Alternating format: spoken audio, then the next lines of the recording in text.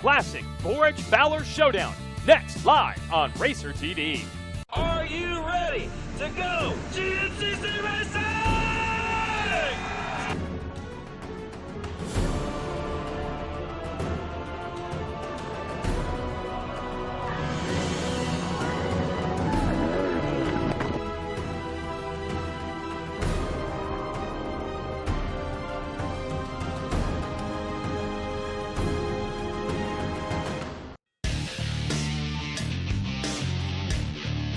Welcome, GNCC Racing Nation. We're here at round number 10 of the Grand National Cross Country Series, an AMA National Championship. We're here in sunny, beautiful Mount Morris, Pennsylvania. We haven't raced here in years. It's been since 2003, I believe. That was the last time that we were here, and we are excited to be back. We got sunny days. We've had a little bit of rain these past couple days, but we're looking at a great weekend worth of racing, weather-wise, and I think competition-wise as well. It's been a long summer, but we had a race canceled. But let's go back to Snowshoe, the last round before summer break. Wow, that was 3 months ago. It seems like forever ago. Chris Borich took the top spot in Snowshoe, followed by Jared McClure and Walker Fowler. Walker's always consistent right up there at the top, but it was way cool to see Chris win. And Jared, he's always fighting for the top spot as well. So tomorrow's going to be tough, I think. I think Walker's going to be itching for the top spot again, and like they all are. XC2, Hunter Hart took his 7th win of the season, followed by John Glada, Austin Abney. Good racing right there. Excited to see what these boys can do tomorrow. So, as you said earlier, it's been a long break. It's been almost 3 months now, I believe, and we've had a lot of time for people to be at home, running local races, touching up their game, ready to come out swinging for these last 3 races now. And we got some big news and some small news, but we know Walker Fowler was probably up to his usual, training, riding, doing his thing. Bryson Neal, been working hard. I know he's run a bunch of local series and been practicing. Jared McClure, he had an unfortunate summer. Ended up breaking his collarbone about a month and a half ago. He has gotten surgery, healed up, ready to go again. Chris Borich, on the other hand, had his first child, Miss Callie Borich, and super exciting for him. But there's so many people in this XC1 class that have been working so hard this summer, and you know, it's quite a possibility that we're going to get a completely different outcome here today because of everybody's hard work they put in all summer. So it's going to be a good one. So let's go down to Bolton. Thanks, guys. Here we are at the Mason-Dixon GNCC. This is a new event that actually happens to be an old event. What do I mean by that? Well, these are 2 different properties we used to race at. We're at High Point Raceway. We're also at Matthews Farms. We raced the Matthews Farm property back around 2001 to 2003 and kind of ended up outgrowing it. And we raced High Point from basically the late 70s until 2002. And same thing, we outgrew the property, but actually both of them have grown a little bit. There's a little bit more open room. So we've combined those 2 tracks to make one giant loop. We've got 13 miles this weekend. That's one of the longest courses of the year. This is good stuff here, and it's going to be pretty interesting. We got a little bit of rain this week. It's going to make for some muddy conditions, but the forecast for this weekend is absolutely beautiful. I mean, look at the sun on me right now. You can't beat this, and it's going to make for a good weekend of racing. This track, it's got a little bit of everything. There's tight stuff, there's fast field sections, there's motocross, there's open woods, and did I mention there's some tight woods? Because guess what? There's a lot of tight woods on the Matthews Farm property. When you come over here to High Point, it opens up. So when we're starting on the Matthews Farm side, you're going to see the guys that are good in the technical stuff. They're going to get up front. They're going to be dicing for a position. And when you get over here to the fast stuff at High Point, those high flyers that are good on the motocross track, the high speeders that are good in the grass track, they're going to catch back up. This is going to be some great racing. Back to you guys. All right, thank you, Bolton. Sure seems like we have a great facility here, huh? Yeah, we're in for a beautiful day of racing today. Let's throw it down to Rodney at the starting line.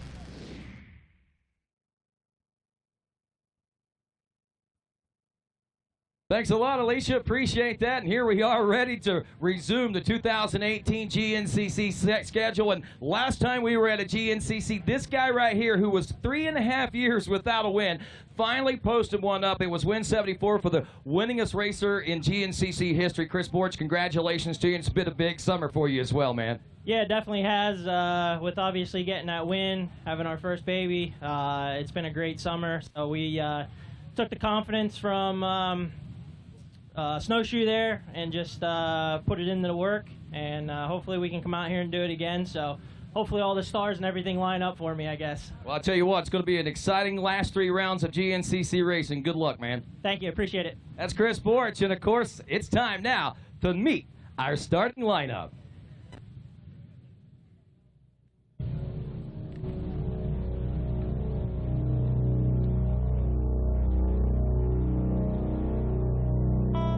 Rolling to the line first today, he is first in points aboard the number 1, a 3-time GNCC champion from Rogers, Ohio, on a factory-backed Yamaha GBC tires and fly racing apparel, Walker Fowler. Rolling to the line today, second in points, he rides aboard the number 3 from Casca, Pennsylvania. We know him and love him as a sneaky snake on a JMR, ATVRiders.com, Max's Honda, Jared McClure. Rolling to the line today, third in points, he rides aboard the number 2 from Bidwell, Ohio, on a B. Neal Motorsports CST Tires Hauser Racing Yamaha, the Bidwell Bullet, Bryson Neal. Rolling to the line today, fourth in points, fresh off his first win in over 3.5 years to mark win number 74 in the history books for the number 4 from Sunbury, Pennsylvania, 6-time GNCC champion, backed by Max's Fly and Ye Olde Cycle Barn, Chris Borch. Rolling to the line, fifth today in points, aboard the 733 from Edinburgh, Pennsylvania, on an Am-Pro Yamaha, backed by GBC and MotoWaz, Cole Richardson, the Cole Train.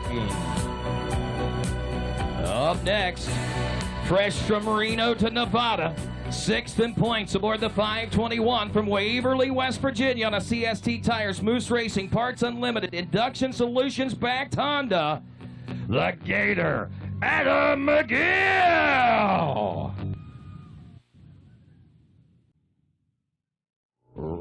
Rolling to the line next today, he is seventh in points. He rides aboard the number 9, a rookie from Windsor, New York, on an MR Unlimited GBC Tires RJR Honda, Devin Feehan. Up next, he is 8th in points. He rides the number 8 from Richford, New York, on the Spider Graphics GBC Motorsports Moose Racing Honda, the Richford Rocket, Marty Christopherson. Aboard the 741, he is ranked 9th in points from Myersville, Maryland, on a GBC Motorsports RJR Solo Pilot back Suzuki, OWW, Wesley Wall. 10th in points, riding aboard the number 11 and a very fast and productive summertime.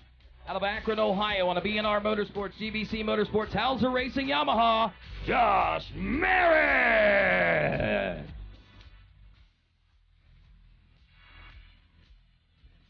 Rolling to the line next, he rides aboard the number 201 from Carroll, Ohio, on a Pierce Performance Moose Racing Spider Graphics backed Yamaha, Cody Collier.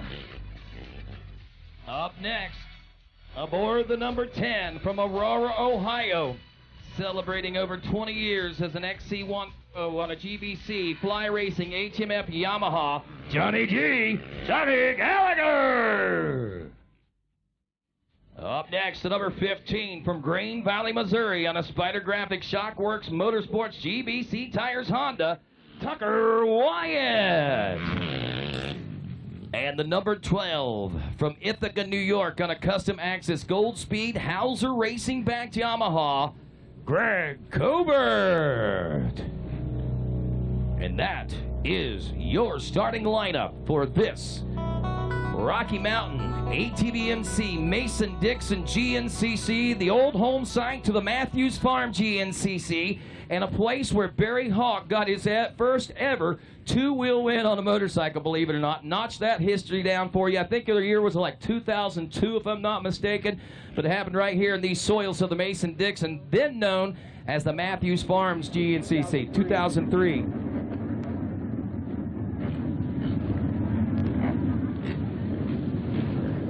Well, up next, as we said, is the starts. Is all attention now turning down to Ricky Tower as he motions to the contingents on the starting line. Some 150 strong here this afternoon, ready to tackle the mud and slime and grime of a more than a week-long rain shower that basically settled into the Pennsylvania-West Virginia state line, the Mason-Dixon line, and just kind of hung out there. It stopped raining yesterday morning about 5 a.m. The track crew has done a great job of getting everyone in, getting this track prepared and racing ready to go. We're starting just a few minutes behind schedule, but folks, we got to realize the conditions that we're facing out here in these woods, and plus the massive amount of riders that tackled those woods earlier today as well, as we roll into these final 3 rounds of this 2018 National Championship Series. A lot on the line today, not only up front for these pro riders, but also for XC2 and all of our A and B riders that are behind them right now as Ricky Towery steps out from his post and he signals to these riders on this starting line 1 minute before the start of the Mason-Dixon GNCC. And of course the hearts begin to pound as folks are really starting to anticipate this. It's been 3 months since we've had this opportunity to line up at a Grand National Cross Country event, and even longer than that since we've done it like this. The last time we did it a non-traditional GNCC way, but the old Blackwater style on the streets of Snowshoe. But here we are back to the grassy fields, and we're less than 30 seconds, so shut them down, guys. Shut them down, shut them down, shut them down, shut them down. It's about time to go GNCC racing. And all attention turns up to Ricky Towery in turn number 1. And I got to ask you, race fans, are you ready to return to GNCC racing? That's good. But again, we got to remember, we are in the heart of GNCC territory. This is the birthplace of the Grand National Cross Country event right here on the Mason-Dixon line. So I'm going to ask you one more time. Are you ready to go Mason-Dixon GNCC racing?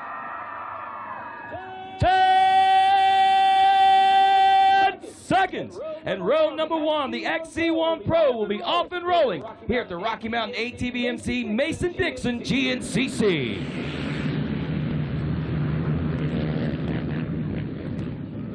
Around that first turn, a long drive to the hole shot.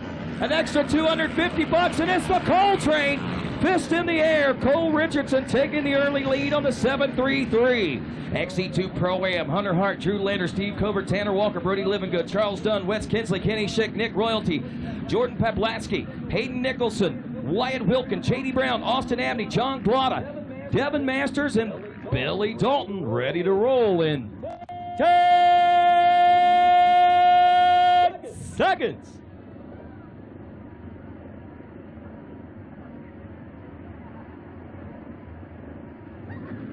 And they're off. XC2 ready to tackle this. A $100 hole shot award up for these riders.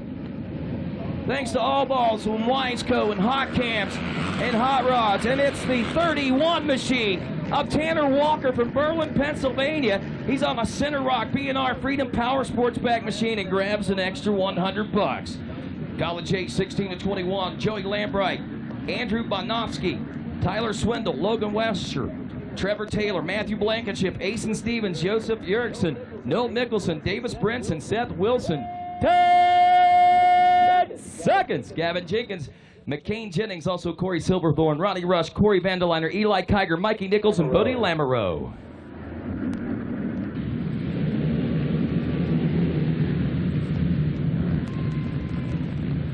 Rounding that first turn, the College A class now. And your early leader will be the 348. Maybe that was 328. Joseph Yerkson from Champion, Pennsylvania, unofficially BNR's. Also Sky Mountain and Summit Construction sponsored ride. As we go next to the Junior A 22 plus class, Levi Cohen, Zach Wright, Jay Millwood, Ryan Thompson, Cage Chrisman, James Mulder, Andrew Connors, Clinton Graff, Bruce Weiland, Robert Mapp, Josh Haney. 10 seconds. Jacob Scott, Matt Loba, Ben Danner, Dylan Taylor, Michael McAvoy, Chris Ballou, Luke Shepard, and Tyler Nivens.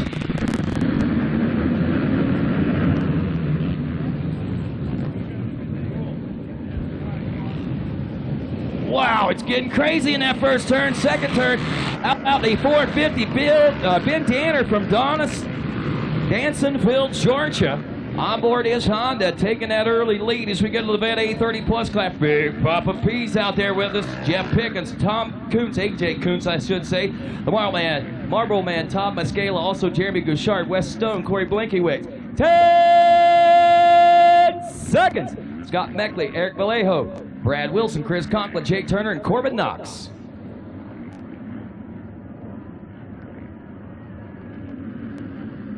And they're off. Big Papa P, Jeff Pickens, getting those GBCs hooking up as he rounds that first turn. Can he hang on to it? Looks like he will carry this one into turn 2 and toward turn 3 in the lead as we go to the Senior A40 Plus class next. Riders like Michael Hayes, Mark Castle, Justin Kerr, John Salsa, Mark Batson, and Brian Shaw, all ready to roll Senior A40 Plus in a matter of 10 seconds.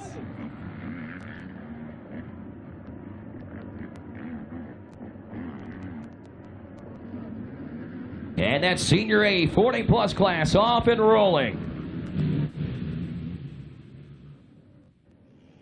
Rounding the first turn, heading into turn 2, it's the 410 of John Salsa from Warwick, Rhode Island on a Spider Graphics Fly Racing GBC back machine. As we go to our B classes now, College B up first, Jeremy Ladon, Cameron Varner, Grayson Eller, Jared Lambright, Peyton Dalton, Trey Tudor, Matthew Cooker, Ben Wilson, Colton Dobbs, Ronald Howard, Alan Daniels, Colby Clark, Anderson, Levi Myers. 10 seconds.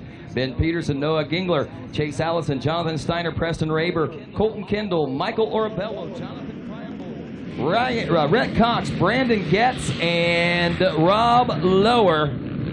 25 riders in this class, and leading them out is the 320 of Ben Wilson from Forest Hill, Maryland, 18-year-old, on board his Honda.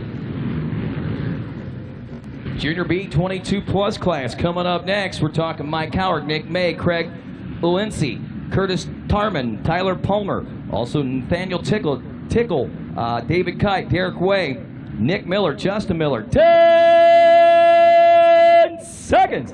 Benjamin Carlson, Josh Wolf, George Corbin, Alex Eloff, Travis Mathias, Emily Wise, Cody Holcomb, Nick Billick, Caleb Edwards, Cody Stewart, Blaze Taylor. Can Little Miss Emily make it happen? The 419, our whole shot queen, is on her way to possibly making it happen again, rounding that first turn. There she goes, folks, about 3 bike lengths ahead of everybody in the class.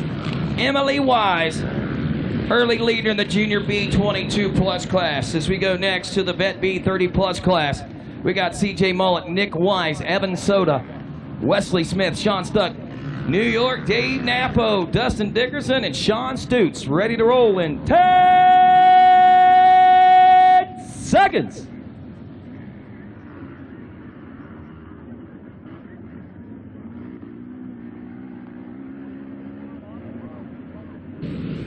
And they're off.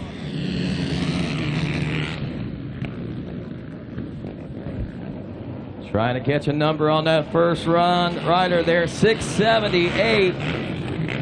678, Sean Stuck from Martinsburg, West Virginia on a Stuck throttle racing machine. So we go to Senior B 40 plus class. This is Lyle Morrison, Peter Dandria, Greg Phillips, Ed King, Brian Locke, Jeff Harvey, Scott Yadis, and Kevin Hinderleiter in 10 seconds.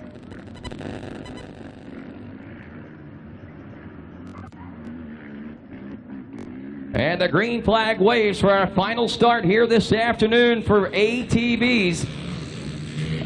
It's 1 o'clock start the Senior B 40 plus class, rounding the first turn, headed toward turn 2. Woohoo!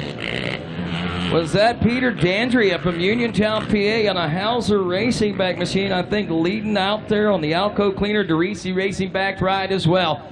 Starts clear, and folks, looks like we got ourselves a great day of racing. Beautiful puffy cloudy skies, but not the kind that are going to bring rain, thankfully, and that's something we sure don't want anything to do with. We've had our fill of it, and you're going to find out more about what kind of rain we've had here in Pennsylvania and West Virginia when we return with more GNCC Live right after this.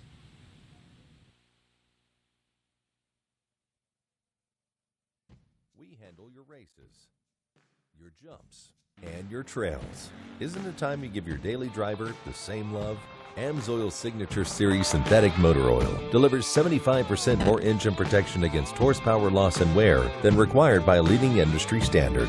AMSOIL also offers a full family of ATV, UTV lubricants, giving you above and beyond fortification for your weekday and weekend vehicles. AMSOIL, devoted to protection. I'm a sore loser. I'm a sore loser. Losing is not an option for me. Be the best. The best? The best. You have to have the best equipment under the hood. That's why I only use Cometic products in my engines. Cometic gasket. Cometic gasket. Cometic gasket. Cometic gasket, a superior quality gasket For those of us who demand the highest level of performance. We are American motorcyclists. We are members of the American Motorcyclist Association. Racers, fans, and crew. We come together for this sport we love, to race together, to grow together. We start young and not so young. We race motorcycles and ATVs. We become friends, we become family. We compete for weekend bragging rights and national championships. We make memories on the toughest off-road courses in the country and on the best motocross tracks in the world. Some of us aspire to the speed and poise of road racing or the fierce competitiveness of American flat track, and we honor our greatest champions in the AMA Motorcycle Hall of Fame. Through it all, we cheer, we win, and we lose. We are racing. We are the AMA. Race with us. Be part of the greatest sport in the world. Be an American motorcyclist. Join us today at www.amajoin.com/join-now.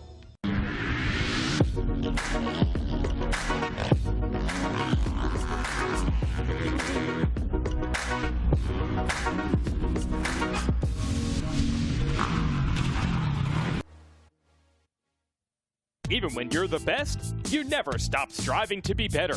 The all-new from the ground up 2019 Yamaha YZ250F is available at LoJack Cycle Sales, alongside the all-new YZ65 and YZ85, and refined YZ450F. So stop by LoJack Cycle Sales today in Tarentum, Pennsylvania, and visit our online inventory at www.lojacks.com. Yamaha YZs.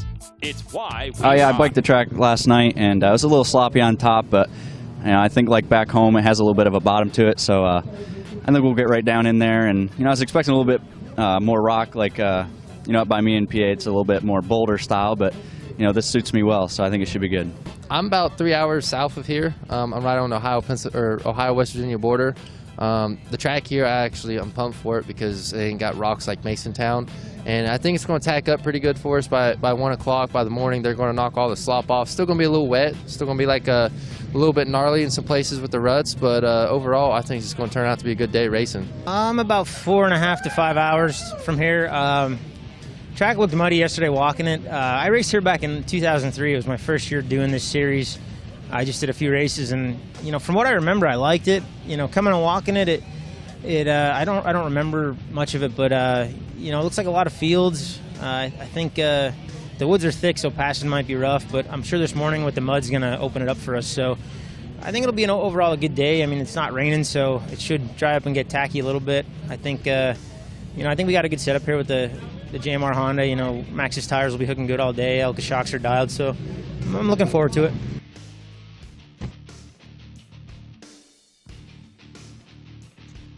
And welcome back to GNCC Live. Mikey Wayne's here. I'll be joined alongside, it's all good, Rodney Tomlin as well as Landon Wolf here in just a moment. Landon Wolf coming off a big second-place finish here today at the Rocky Mountain ATV MC Mason-Dixon. I don't know about you guys sitting at home or here at the track, but boy, does it feel good to be back GNCC racing here for what is technically round number 11 there, the Rocky Mountain ATV MC Mason-Dixon here in beautiful Mount Morris, Pennsylvania for the 2-hour Pro ATV race.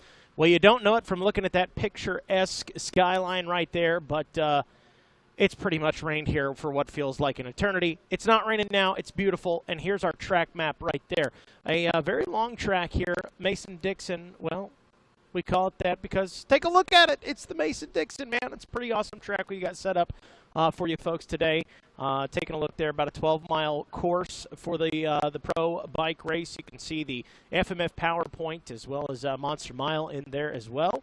Getting a look, you can see a lot of in and out of the woods section, and those highlighted points there, the little white circles inside the black squares, those are going to be our camera shots we've got for you guys today there. So should get a lot of some good coverage in today's race. And in the GNCC world out here racing ATVs, what feels like an eternity ago. We are wrapping up the first, a little more than the first half, but wrapping up or heading into summer break at, I guess that's what I'm trying to say, heading into summer break there in Snowshoe. But, man, we're back here racing in basically Pennsylvania and West by God, Virginia, if you will, close to. So there we go. Getting a look at our front runners there in the XC1. Out of the gate in the XC1, getting the whole shot was the Coltrane, Cole Richardson, also featured on the T-shirt this weekend. So you can see, I believe that might have been 1, 2, and 3 up front. And more of our XC1 guys coming through. You saw the Gator there. These guys making their way around this course. A lot of big open sections like this should make for some interesting racing. Again, like I said, they kind of go in and out of the woods quite a bit, so not as much, I guess, as what we're typically used to, but a very long track. One of the longer tracks we've had this season, if not maybe the longest. So off and rolling here this afternoon. Bit of a delayed start, so thanks for bearing with us here. We got everything worked out. Like I said, you can't really tell it, but boy, it has been soggy here to say the least. Pulling people in, everybody's tires, rigs covered in mud. It's been chaos, but we're out here rolling. And the XC1 guys moving through. Should be seeing some of our XC2 riders coming through this section here in just a second. As we keep our eyes open, I'm like staring into the surface of the sun, it feels like. So we'll keep you abreast as to what's going on. Again, be joined by Landon Wolf here in just a moment. He'll have some insight on what these guys can expect from today's track, as he was out there racing it this morning in the 4x4 Pro class. And I believe we actually are going to be jumping to some interviews we had with some of the pro riders coming into this weekend. So we'll be jumping into those interviews. Adam, if you can hear me, let me know when you're ready on that, and we'll get their insights on coming into this Mason-Dixon here in Mount Morris, PA. So summer break, it was a long one. It was a little longer than we wanted, and we had a chance to catch up with some of the pro guys about what they did over summer break and how they prepared to head into the final leg of this GNCC season. Oh yeah, summer break was good. Definitely did a lot of training. Got the bikes dialed in and a lot of testing. Got a good chance to get some racing in with some fast guys at the NOAA series, and yeah, just trucked away at it. I really didn't ride as much as I have been the last few years. Had a lot of fun, hung out with friends, and did a lot of testing on the bike whenever I did ride. Honestly, it was a pretty chill summer, laid back. Got some good things worked out on the bike, figured out some things, got some things kind of like we've been putting off for a while, got on top of, and overall I was just happy. Long summer. It feels like forever since Snowshoe. Go as good as it could have. I got a little bit of racing in early on, was trying to stay in shape. Been putting some hours in with Jeff Pickens, helping him with his business. He's been putting me to work, making some money with him, so definitely was doing that. And then had an opportunity to do some tire testing with Maxxis, and I ended up having a little bit of a get off there, and I ended up breaking my collarbone, which was kind of a bummer. I missed out on going over to France for the 12-hour Pontevel race, but you know, it gave me some time off. I healed up. I feel good, and then, you know, that last race in New York got canceled, so I was coming to race it, but still not 100%, you know, and right now I'm feeling pretty good. I don't have as much seat time as I would like, but I got a little bit, enough where I feel confident enough to go out here and be able to compete with these guys. So there you go, the Sneaky Snake, as well as Devin Feehan and the Bidwell Bullet there, getting the insights on just what they did in the offseason there. And it's kind of funny. I talked to Sneaky Snake a couple weeks ago. I found a snake in my yard on a day that we were supposed to be GNCC racing, and I said, well, this wasn't exactly the encounter I was hoping with a Sneaky Snake, but that's what I got. But more importantly, we're out here racing today, and Sneaky Snake and company going to be out there trying to do their thing.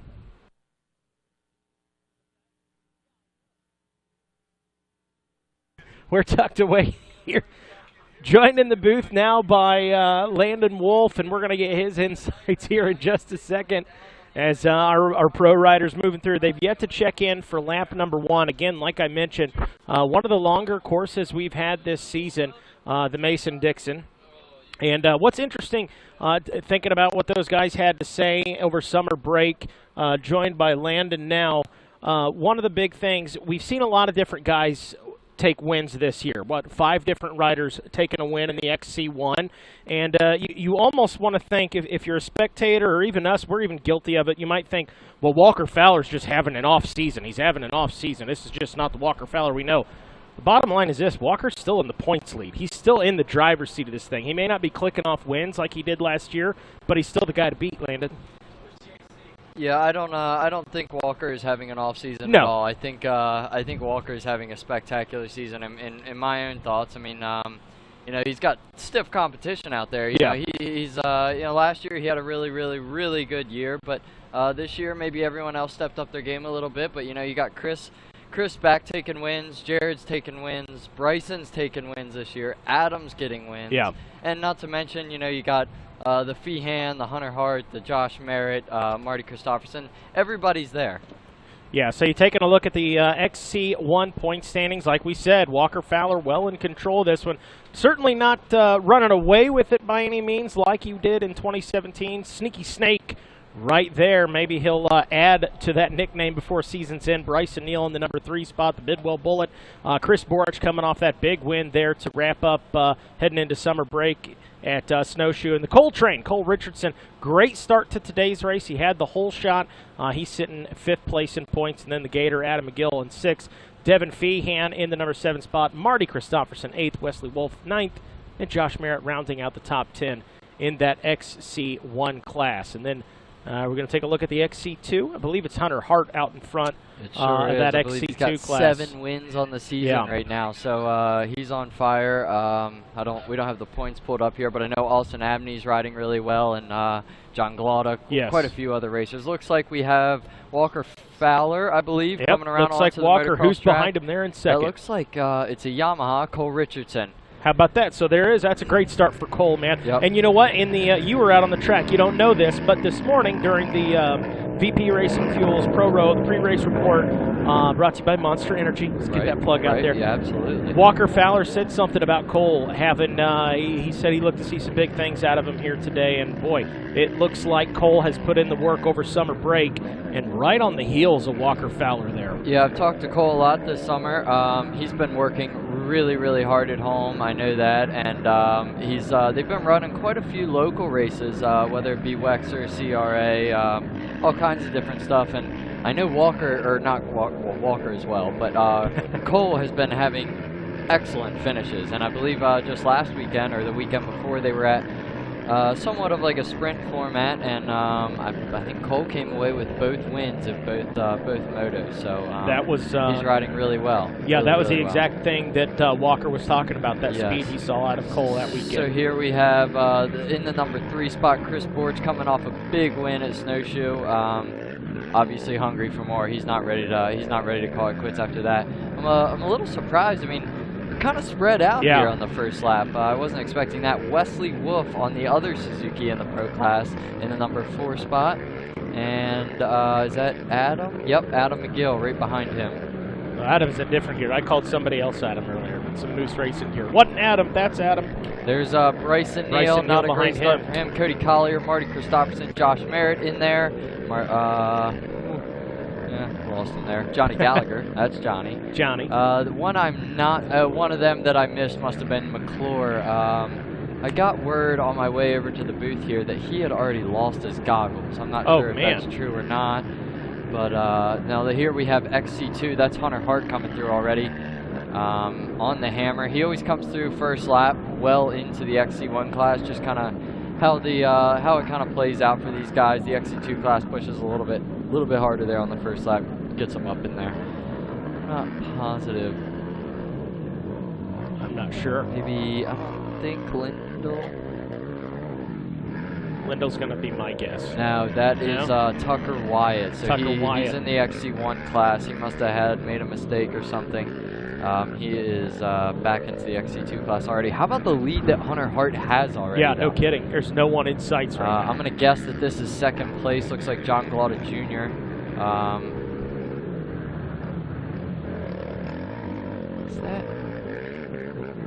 I'm not going to say that is John Galata Jr. because I don't know that it is. This is a hard shot to tell who people are. John Galata Jr. is really tall, so I was expecting him to be towering. That's John there. So that's John, and then right behind him is Austin Abney. So those two right there are strong competitors in this XC2 class. I'm sure that they are not ready to just let Hunter run away with this one just yet. But Hunter has a good start at that already. Well, he sure does. That's a big lead for him. Well, Landon, talk to us. The folks at home are getting a look at just the conditions of this track. You had a chance to race this morning and picked up a second place in the 4x4 Pro class. Talk to us about this Mason-Dixon track and what these guys can expect today. Yeah, so we've had a really wet summer. I live somewhat in the area. We've had a really, really wet summer up here, and it's rained a lot this week, like a lot. The parking lot was a mess getting in. Had a lot of mud here in the lot. Everybody was kind of expecting a real mudder. Walked the track yesterday, it was a mess. Yeah. Went out this morning, honest to God, I think it turned out phenomenal. I think these guys are going to have a great track. It's got a lot of deep ruts in it, which is expected. It's not your typical PA round. You know, we've raced at Somerset, and we've raced at Rock Run in PA before, and it's always been extremely rocky, but not much rock out there at all today. So it sounds like we got the XC1 Pro guys coming through on the back side of the finish line right now, just outside the booth here. So they are nearing the end of their first lap.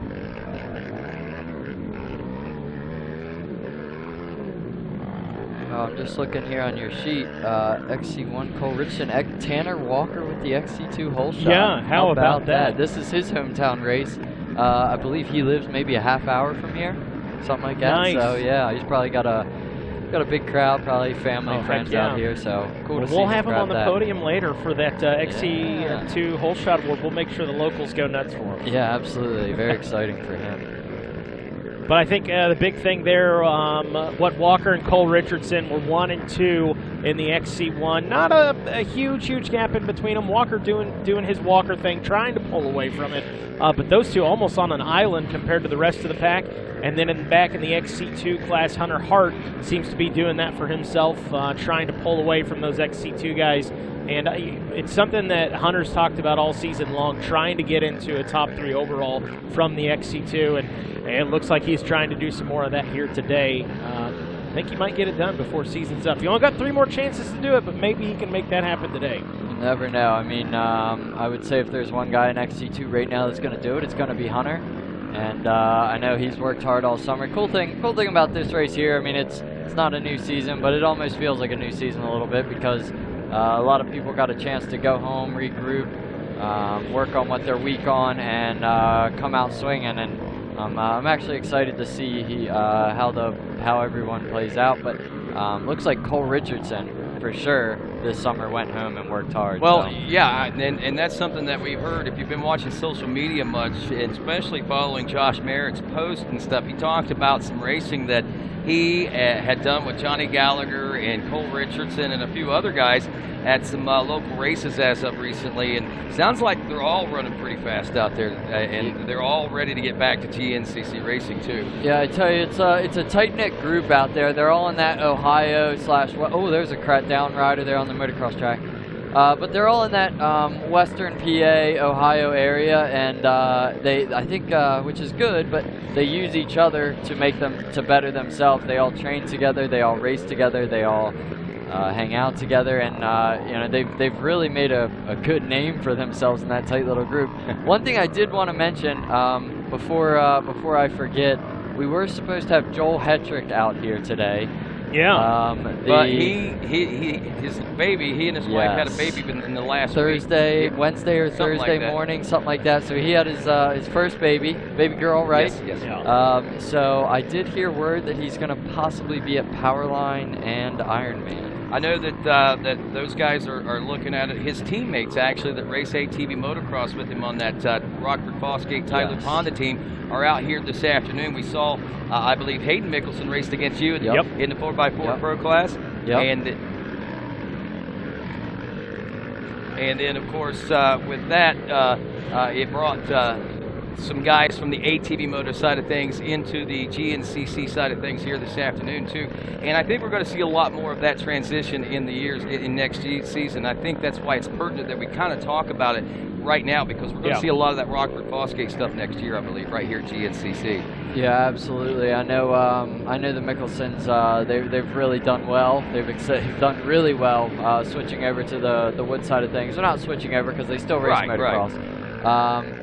But I think it's a cool opportunity. I think it's really awesome that Joel's going to come out and do it. I was excited to watch him race here, so a little disappointed he didn't show up. But now I'm pumped to see him next 2 weekends from now at Powerline. And I know he's been racing a couple A-Works races, a couple local hair scramble races, and I haven't been to any, but I've heard he's done really, really well. So. I think we're going to be surprised. And right now, no surprises as we're checking out the results board right now. Walker Fowler out front, less than a second worth of time there. And, of course, we've got 19 seconds back to Chris Borch. Again, 17, almost 18 seconds back to Wesley Wolf. And Hunter Hart is rounding out your top 5. Hart, again, an XC2 Pro-Am rider. We've seen this happen on more than one occasion, and I know that Hunter's got it in his mind's eye that he's searching for a top 3 overall, possibly even an overall win. Conditions like today could warrant something like that with time adjustments and everything, but also got to point out, every time it seems like Hunter's going to be there, about lap 3, things usually seem to change. I'm not going to say fall apart, because everybody's doing their thing. It's just that things just seem to change, and Hunter's positions drop back a little bit, but he's still a solid top 10 rider each and every round of racing. I think lap 3 is where a lot of the experience part of racing comes in. I think Hunter is a phenomenal rider. He's wicked fast on a four-wheeler. But I think that third lap, second lap, third lap, fourth lap, depending on how many laps the race is running, I think that's where the experience, the fitness and all that comes in, and that's why Hunter's in the XC2 class. You know, he's a young kid still, and he's not quite as mature as these guys, and I'm sure he'll be an XC1 next year. But it's tough. It's tough going up against these Chris Borches and Walker Fowlers and Johnny Gallaghers and Adam McGills that they really know their stuff. They really know what they're doing. They know how to make their speed last, not only on lap 1 but on the last lap as well. So yeah, it's going to be cool. It would be really cool to see Hunter jump on the podium sometime. But it's not only him in the XC2 class that has the chance to do it. I mean, John Galata Jr.'s been doing really good. Austin Abney's been on rails. There's a couple guys in that XC2 class, so pretty cool. Yeah, for sure. And, it's really neat to me to see all these new names that we're starting to be familiarized with. Talking about Austin Abney, that kid is really, he's always been kind of like, we've always kind of knew he was there, but, man, his name, it seems like we're mentioning it more and more and more. He's becoming more of a limelight rider than what we've seen, I think, in seasons past. Yeah, absolutely. I mean, the kid is fast. He's a good rider. He's a smart rider. He's a good kid. He's a good role model to the kids coming up. And Now, I'm always pumped to see him do well. He's from the Indiana area, runs the local series out there. They got some really big series out there, and he's super fast. Super fast. I expect to see big things from him someday. I believe he's going to college full-time as well, so he really stays after it. There we got a couple of the XC1 guys where they merge back onto the track. That is where they cross through on the start, and now they're merging back onto the track. So although they've went through the finish line once already, they've officially completed one entire lap. Well, you know, as spread out as as tight as things are, and as spread out as things are at the same time, it's kind of interesting. Fowler and Richardson, wow, what a battle.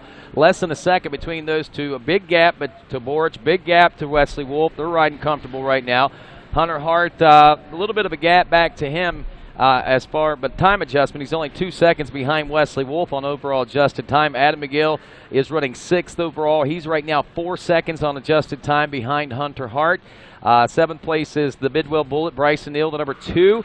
8th place, Marty Christopherson. 9th place, Devin Feehan. 10th place, Jared McClure. That's your top 10 overall. Only one XC2 Pro-Am rider. Now, when we get down to the 2nd place, it's Tanner Walker. Tanner's the one that got the whole shot, the number 31 ride.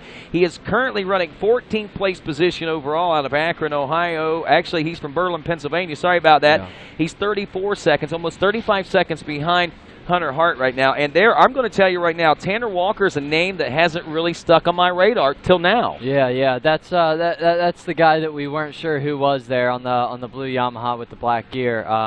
Yeah, what a race. I mean, hopefully that's Tucker Wyatt there, but hopefully he can hold it together. That would be awesome. Like I say, this is his hometown race. I'm sure he's got a lot of people here. There he goes right there.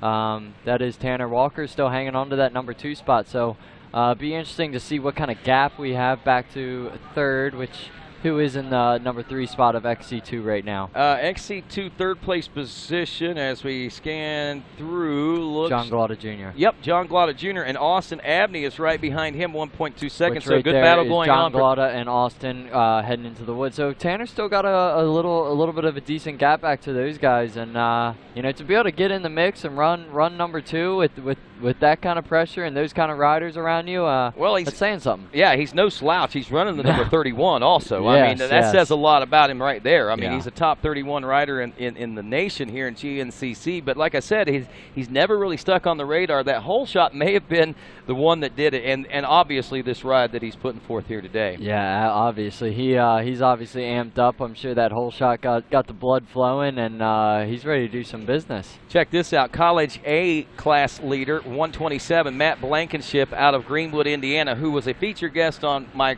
Quad Radio program last week. Yep. He's leading the College A class. He's 19th place overall. He's the only amateur rider out there right now that is actually in the top 20. So we'll keep an eye on him throughout the course of this race to see how he's going to progress as the day goes on.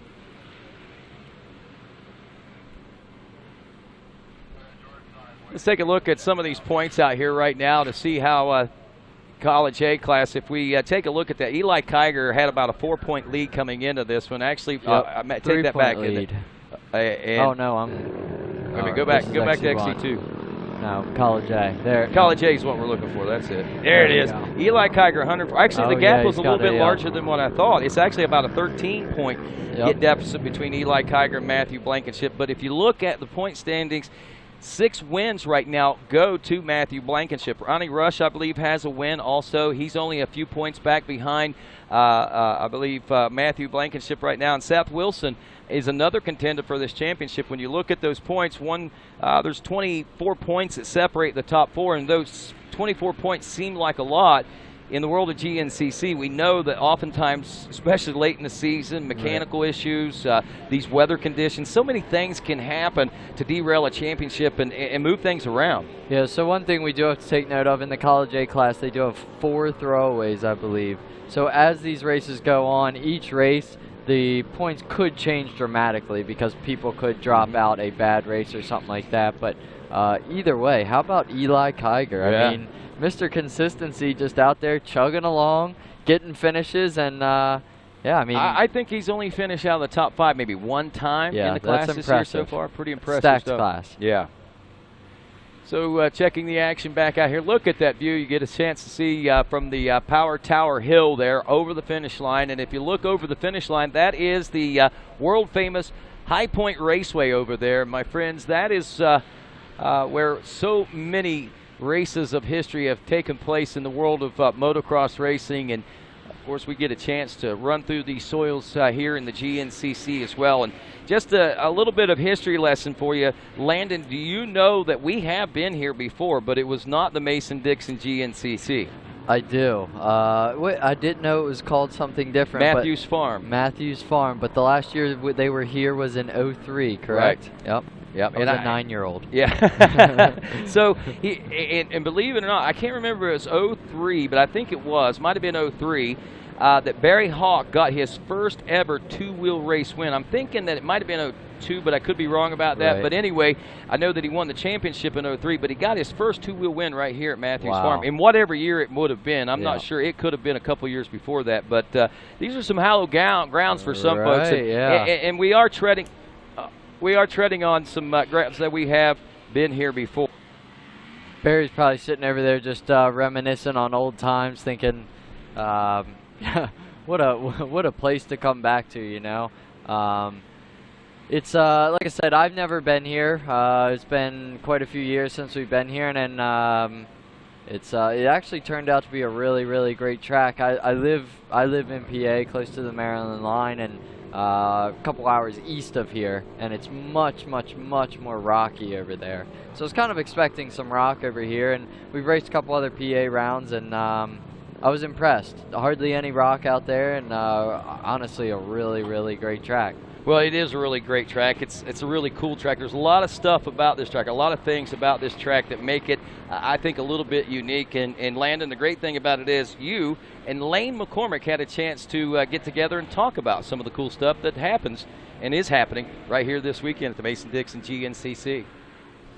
Thanks, guys. Yeah, we're here at High Point Raceway in Mount Morris, Pennsylvania. It's been a long time since we've been here. This is a scene for the pro motocross races, but it's been since 2003 since GNCC has been here, although it's such a beautiful facility, but it's been a while. And 2003, were you around in 2003, Lane? I don't even think I was thought of. So what do you think of the track today? The track conditions are looking a little wet, but I bet the track will shape up, and the weather's looking beautiful this weekend, and the track should shape up. So as far as we have a pro motocross ranked track out here today, how do you think that'll play? Do you think it'll play favors for anybody in the ATV side, or maybe have a disadvantage for some people? Yeah, Joel Hetrick's going to be out here this weekend, his first woods race. I think the motocross should definitely play an advantage in the race. And then on the dirt bike side, we got Caleb Russell. He raced the Pro Motocross Series this summer, and I think he should do good well. So I think the motocross track will be good for some, maybe not so good for others. But one thing's for sure, these GNCC tracks are over 12 miles long, so the motocross track doesn't take up much of that loop. And I think we're in for good racing here, and can't wait to come back to this facility next year. Well, whenever we shot that, obviously we're still in anticipation that possibly Joel Hetrick might be here, and the motocross track could play some pretty huge dividends for him. Again, unfortunately, Joel not able to make it here this week, but like we've been talking, there's a lot of transition folks from the ATV motocross side of things, and we talked about the Mickelson brothers being here. Grayson Eller is also here, who is one of the top A riders in ATV motocross. Wesley Wolf. Although he's a GNCC guy at heart, I'm still going to claim him, but no, he's a motocross rider as well. So yeah, and we've got another rider that is with us this week, and we had a chance to catch up with. He's another rider. We're going to call him our Amateur Rider of the Week, a young man by the name of Anthony Stockdale, also making some transitions of his own, as we had a chance to catch up and talk a little bit with and about Anthony Stockdale. I've basically been riding my whole life. I started racing about 3 years ago. I did a little bit of motocross at High Point, ended up switching over to the GNCC, and I've been racing that ever since. This last year was my first full series, and I'm second in points in my class right now. Well, motocross, I mean, it's all track. Whereas the GNCC, it's, you know, a lot of woods and field riding and a lot of stuff to hit into. Well, I don't think you can describe the GNCC in one word. There's so many things about it that are great. I mean, everybody's like family. Even the big guys, they help you out here and there. Everybody just, I don't know, it's a fantastic series. It's probably the best series I've ever been a part of. My name's Anthony Stockdale. I'm in the Vet C 40 plus. I ride a YFZ 450R 2010. Well, I tell you, Anthony would be a dude that I would be scared to death to run into on the trail out there. He looks like a bad dude, there's no doubt, but a really nice guy. Had a chance to get acquainted with him yesterday when he came over for the shooting of that little piece right there. And what a top class dude, there's no doubt. And we got so much of that great talent and so many great people in the world of GNCC racing and racing in general, I think. Landon, as we take a look at that. And right now, as we take a look at what's going on here on the track, we are about 7 minutes out from lap 2 being completed here, according to timing and scoring. At last check, we have Walker Fowler, Cole Richardson, Chris Borch, Wesley Wolf, and Adam McGill physically top 5. Hunter Hart was leading, was 5th place overall on time adjustments.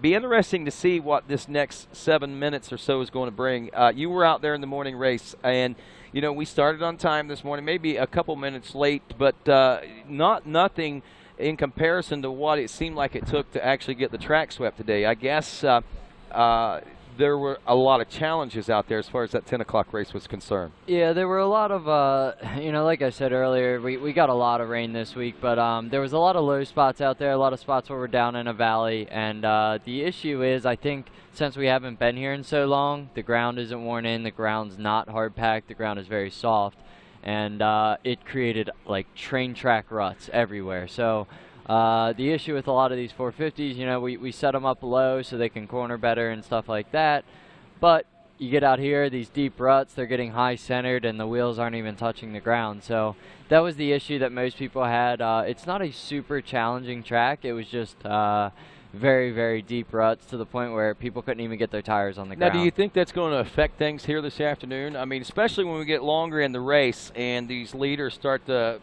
close in on some of the back markers and stuff? Well, that's that was definitely my point. I talked to there's the leader right there. We got Walker Fowler out in the field section. Looks like he has shake. Oh no, not much. I lied. Couple seconds right is about there. all we're seeing. So they pop out of the woods and then they go down right through where Wow. they were. So and I didn't see anyone coming out here yet. But how about Cole? Keep her straight, Cole. Yeah, that's the kind of things right there that lets Walker Fowler get away. That's a second right there. That's 1 second. So so no, I mean these guys, I don't think they'll have an issue with the track all day long. But like you said, what I recommended to a lot of people was when you get into lappers, keep your eyes forward because you never know when a lapper's going to be stuck in the ruts. Wow, there's Chris Borch. About 20 seconds still in that same time frame, in the I number think. 3 spot, and he's got someone close to Ooh, him. is that Wolf closing in? That It is. No, that's the Gator. That Oh is Adam man, McGill. chomp chomp! Watch him go, man. He's hit the swamps out there and really let her rip. It looks like. And there we have Bryson Neal. Not a great start for Bryson. He was 7th whenever they finished up. Yeah, so and his start was much worse than that. So he's putting in some good lap times. I know he's worked really, really hard this summer. He's always a good trainer. The kid's got good training ability. But there we got Wesley Wolf coming through. That was my next question. What happened to Wesley in this transaction here? And it looks like he's still back there. Yeah, I tell you, we get some really good battles here in the back of the pack. I don't know. That might have been Feehan. Oh, no, that's Feehan right that's there. Marty Christopherson and Feehan there, I believe. Greg Covert. Was that maybe Jared McClure? Yes.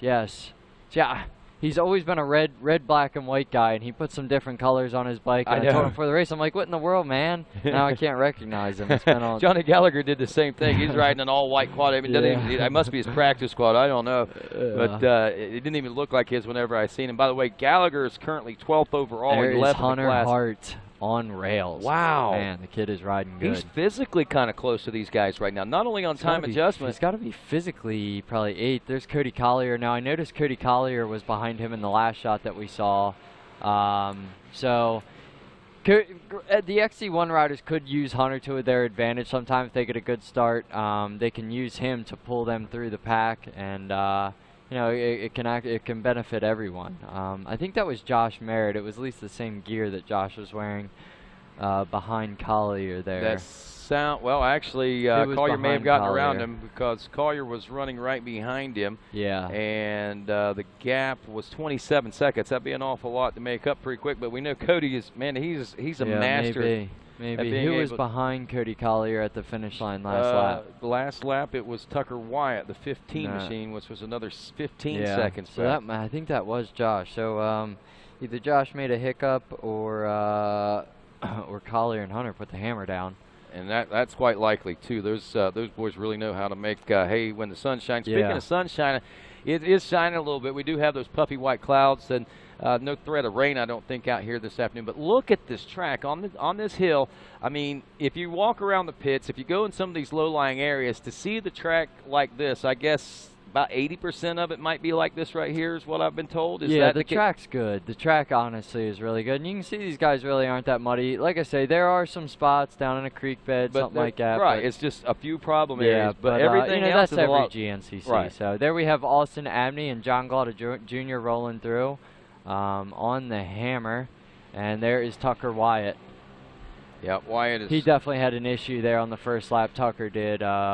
you know, created himself quite a gap there. That's going to be tough to make up today. Looks like he may have closed up the gap a little bit on a few of those boys, though. But actually, no, he's physically behind Glauda and Abney. He was on adjusted time behind those two riders, but now has actually fallen physically behind. Last time around, Glauda turned a 26.21, a 26.22 for Abney, and a 26.35 for Tucker Wyatt. So they may have found even a little bit more speed out there on this second lap. Yeah, I think depending on how the lapped riders get in the mix, I think these laps are going to get faster and faster. You know, everybody's coming off summer break. They might have a few cobwebs in them. They don't want to go out right off the bat, have an issue, break something, hit a tree, anything like that. So I think everyone might have broke into the race a little bit slow. And I think as the race goes on, people are going to start unleashing the beast. Wow, I tell you, it's a great day out here at Matthews Family Farm, a.k.a. the Mason-Dixon GNCC. Look at that right there, just a beautiful field section. It has turned out to be a great racetrack. We're about almost 49 minutes into this race here on RacerTV right now. Again, Walker Fowler leading. We are expecting him in within the next couple of minutes. I'm not real sure where we started this race at. What mile marker did the start lead out on? Do you remember? I believe it's maybe the 2.5, 3. So we're probably going to look at about a 5-minute longer lap. Yes, this lap should be just a hair longer. Now the first 2 miles are some good field track, running around the pits for some trackside pitting.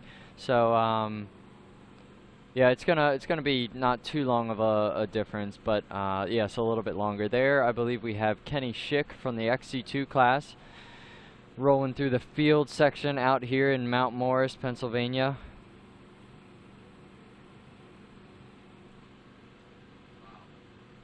I'm just blown away. I mean, after I've trudged around these pits and to look at this track and how great it is turning in out there, it's just blowing me away. Look at these battles coming into view right now.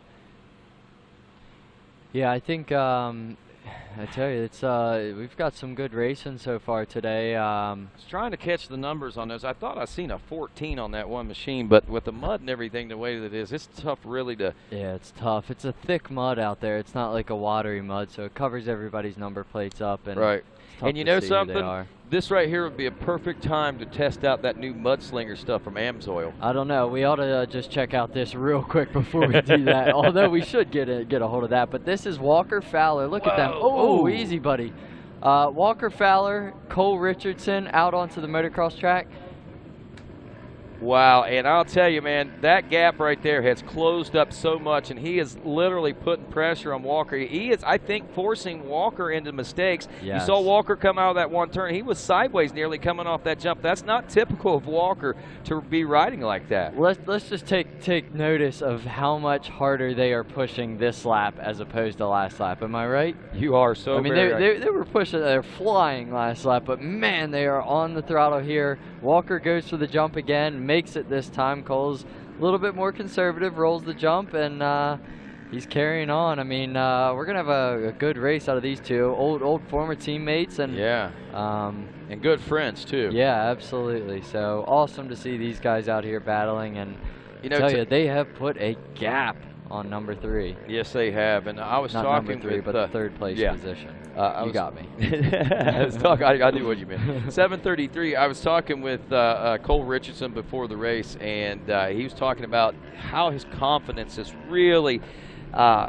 He's gained so much over the course of this season, especially this summer. He says the wrist injury that had been plaguing him and the things in the back of his mind are no longer there, and he's riding like he doesn't have anything plaguing him physically or mentally right now. Yeah, absolutely. I've talked to him before this race, and honest to God, he sounded confident, very confident, which is a great thing. And I think there might be a reason why he was so confident. He's riding awesome. Here we have Adam McGill has jumped into the number 3 spot. Got Chris Borch right behind him.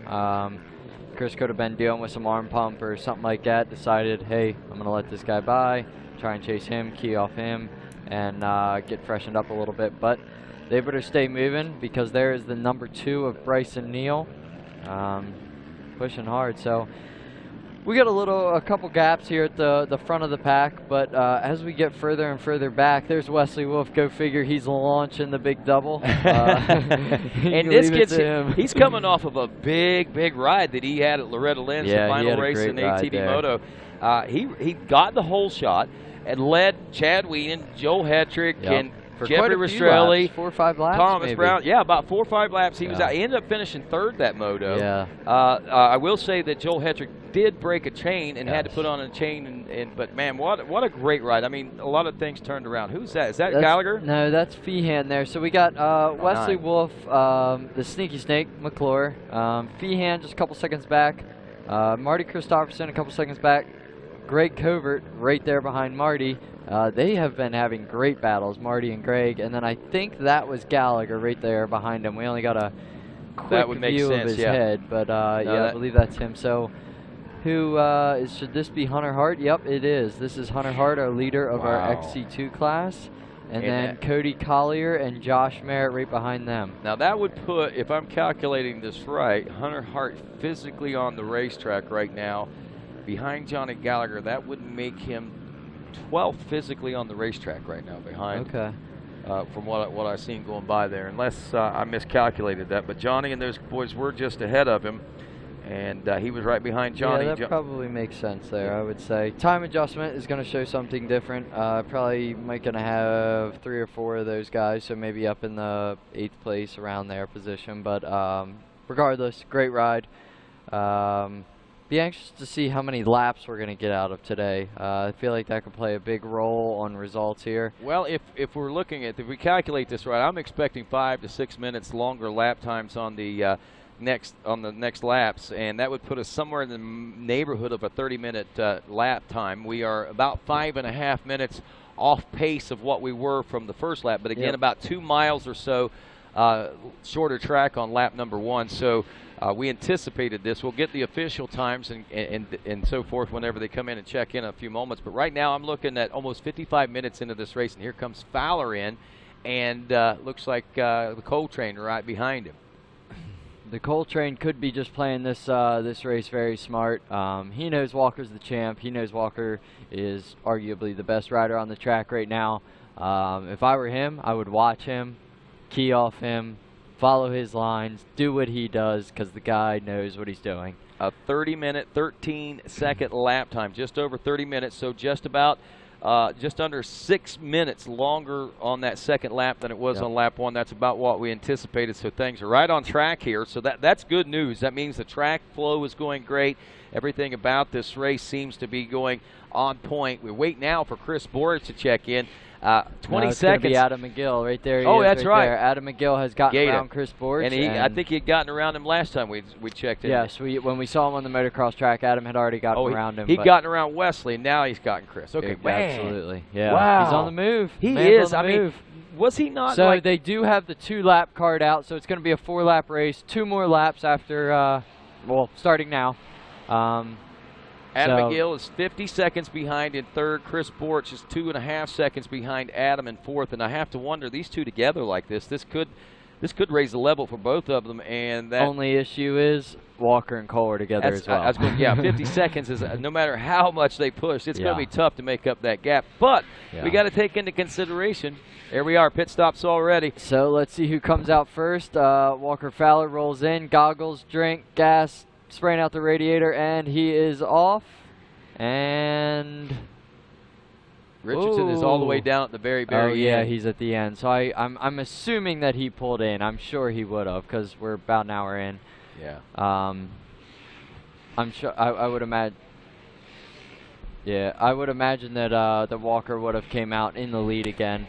But Cole's down on the other end of pro pits because of his year last year. Just was out with wrist injury for a while, so didn't get to see that. But here we go. We got some more XC1 riders coming in. Marty. Yeah, we got Bryson Neals checked in. He was in fifth. Here's the way the running order is. We got Fowler, Richardson, McGill, Borich, and Neal, your top 5. Wesley Wolf is checked in sixth. Jared McClure 7th. Devin Feehan is 8th. Greg Cover in 9th. 10th place is Marty Christopherson. Waiting on Johnny Gallagher to check in. He should be about in next, and the pit stops continue here. Johnny Gallagher is in now with 2 laps complete, and Hunter Hart is in. He has dropped to 6th overall, but he's still running a very solid top 10 overall position. Yeah, the pit strategies looks like pretty much everyone pitted this lap. You know, being that it's a 4-lap race, sometimes when it's a 5-lap race, some people may pit on the end. Well, depending on where the pits are in the lap, but 2nd, 3rd, 4th lap. Pretty much when it's a 4-lap race, everybody pits at the end of the second lap. Can I ask you a question? I know, do you look at mileage? Do you look at time on the racetrack? Whenever you're calculating fuel mileage, pit stops, and things like that, what is the science that goes into that? I would say everyone does it a little bit differently, but I would say the majority of them go on time. Everybody wants to do it. Most bikes will probably run about an hour 30 to an hour 35, maybe an hour 40 is probably pushing it, especially with the pace these guys are running. So everybody likes to get it just over an hour. That way if the race goes long, they can make it. And, you know, that way you get the majority of the race done before you stop, get your water, get you some air. But at the same time, some people don't really go off of just the time. They go off of what works best for them in the race. Whether, you know, if they're chasing somebody and they can't get around them, maybe they'll skip their pit while the opponent pits. That way, maybe they'll be able to pull a gap on them and pit the next lap and still be able to get out in front of them. So sometimes there's a lot that goes into it. And the issue is, the hardest part is, you know, the riders and the pit crew can't communicate during racing. You know, it's not like a lot of other sports where you can be talking to your mechanics the whole race long trying to strategize. But here, these guys just kind of have to play it as it goes and hope their pit crew does a good job and see how it all turns out. All righty, let's check in with some of these other classes real quick. We are 2 laps into this and wrapping up. The XC2 is looking like this right now. Hart leading. Tanner Walker still in the number 2 spot. Get this, 1 minute and 42 seconds back, but he's holding solidly with an 11.5-second lead over John Glotta. Glotta seems to be closing up that gap. He turned about a 13-second faster lap on him, so we could see things get exciting here on this lap for second place. Austin Abney is hot on the rear wheels of course, John Glotta, and Mikey Waynes is standing by down in pro pits on BP Fuels Pro Row. What's going on, Mikey? My mic is hot. That's what's going on. No, down here with Aaron down here in the Cole Richardson pits. Cole did pit that last time around, same time Walker did, and I believe Cole might have gotten out right in front of him. Yeah, we got around him, but next corner there, it was hard to see. They were side by side, so who knows? So it's still out over who's out in front, but it was a great pit for Cole. What did he get, fuel, goggles? Yeah, he got fuel, goggles, and a drink, and then after the fuel, we let him go after he gets his amount of fuel, and everything else after that, it don't matter. As long as it gets fuel. That's all it took, man. Flawless pit. Cole Richardson, as far as we know, he's out there still for first. Well, thanks a lot, Mikey. Appreciate that. And, of course, yeah, that interesting stuff. I know Walker Fowler does not want to be leading at this juncture of the race. He might have accepted following a little bit in the early part of the race, but as you know and as Walker has said so many times, he likes to stretch things out and get it done early, and then that way he can relax a little bit later on in the race. The one thing we got to point out, we've seen that upended a few times this season where he's not been able to relax and run his own race. And here's another one of those races as Cole Richardson is putting the pressure on him, got his back against the wall, and Walker's having to really press the envelope there to keep that machine up front and out in the #1 position out here. Again, as we were looking there a few moments ago at XC2 Pro-Am standings, Hart, Walker, Tanner Walker, that is, John Glotta in third, Austin Abney in fourth. Abney was 11 seconds behind John Glotta, 11.5 seconds behind Fowler was John Glotta. He was 13 seconds faster, so in theory, this lap should see a challenge for Tanner Walker in the #2 spot, and I wouldn't count Austin Abney out of that battle either. Drew Landers, the 18 machine out of Monterey, Tennessee, he runs in the #5 spot. As we look a little further back at XC2 now, we see that the 381 of Jordan Papalaski in 6th, and let's head back down to Mikey Waynes in the pits one more time. Thanks, Rodney. Got an update for you just as soon as we got done talking to Aaron here in the Cole Richardson pits. Spectators who saw it happen said Walker spun around a couple times. Cole went right past him, and last he saw was out in front was Cole Richardson. Oh, wow. Thanks a lot for that update, Mikey. That is that's exciting news right there for sure, and way to be on the spot there and getting that information. Thanks to the spectator that passed the information along. So from what we know and understand, we do now have a new leader. It is the Cole train. It is Cole Richardson on the 733 machine, and Walker Fowler may be feeling a little bit out of his element, and whenever that happens, he starts making a few mistakes, and this might be what's going to take for Cole Richardson to get the momentum swinging in his way, and this is something this kid has been looking for the last few years. As we continue to look at this XC2 Pro-Am standings, Poplaski, as we told you, running 6th. Wes Kinsley, the 187 out of Morgantown, West Virginia, is 7th. Kenny Schick, 191. Out of Newcastle, PA, is running 8th. Brody Livingood from Falling Waters, West Virginia, is 9th. And Wyatt Wilkin from Hillsboro, Ohio, the 621, rounds out your top 10 in the XC2 Pro-Am class. Another highly touted class. A lot of folks are looking at the College A class and many others. And, of course, I think what we'll do is we'll check in with not only the College A, but some of these other classes, what's going on the racetrack, and so much more whenever this Mason-Dixon GNCC continues right after this. I'm a sore loser. I'm a sore loser. Losing is not an option for me. Be the best. The best? The best. You have to have the best equipment under the hood. That's why I only use Cometic products in my engines. Cometic gasket. Cometic gasket. Cometic gasket. Cometic gasket, a superior quality gasket for those of us who demand the highest level of performance. We handle your races, your jumps, and your trails. Isn't it time you give your daily driver the same love? AMSOIL's Signature Series Synthetic Motor Oil delivers 75% more engine protection against horsepower loss and wear than required by a leading industry standard. AMSOIL also offers a full family of ATV, UTV lubricants, giving you above and beyond fortification for your weekday and weekend vehicles. AMSOIL, devoted to protection.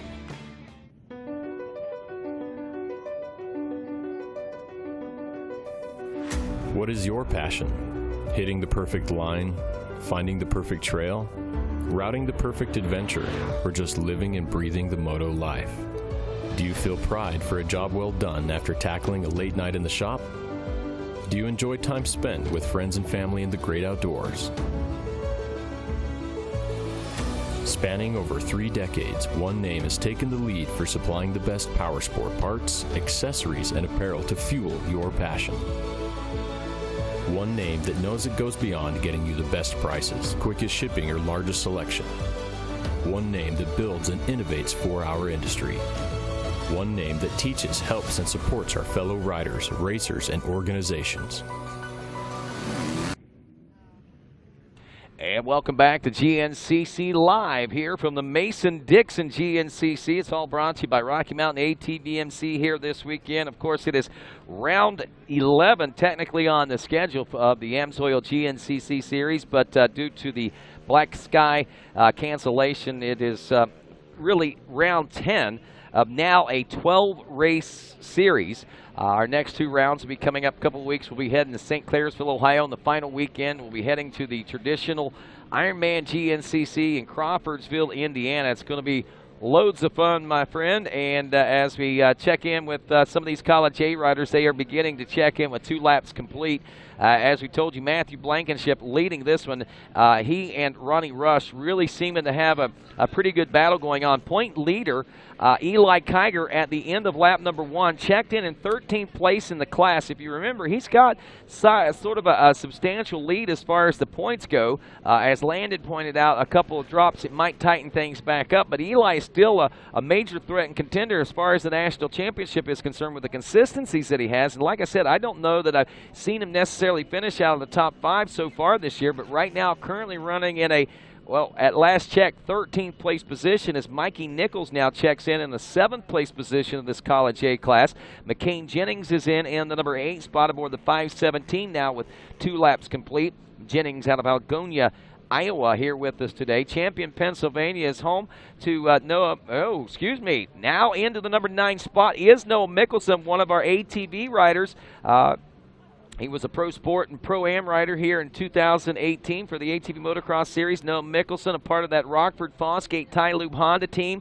I want you to remember that team name, my friends. I expect to see them out maybe next season with a little bigger effort. Joseph Yerrickson running in the number 10 spot at last check now, and a few changes taking place. We see that Eli Kiger has dropped at least to a 14th place position. He might be able to pick things back up. We'll keep an eye and check back in with him here in a moment.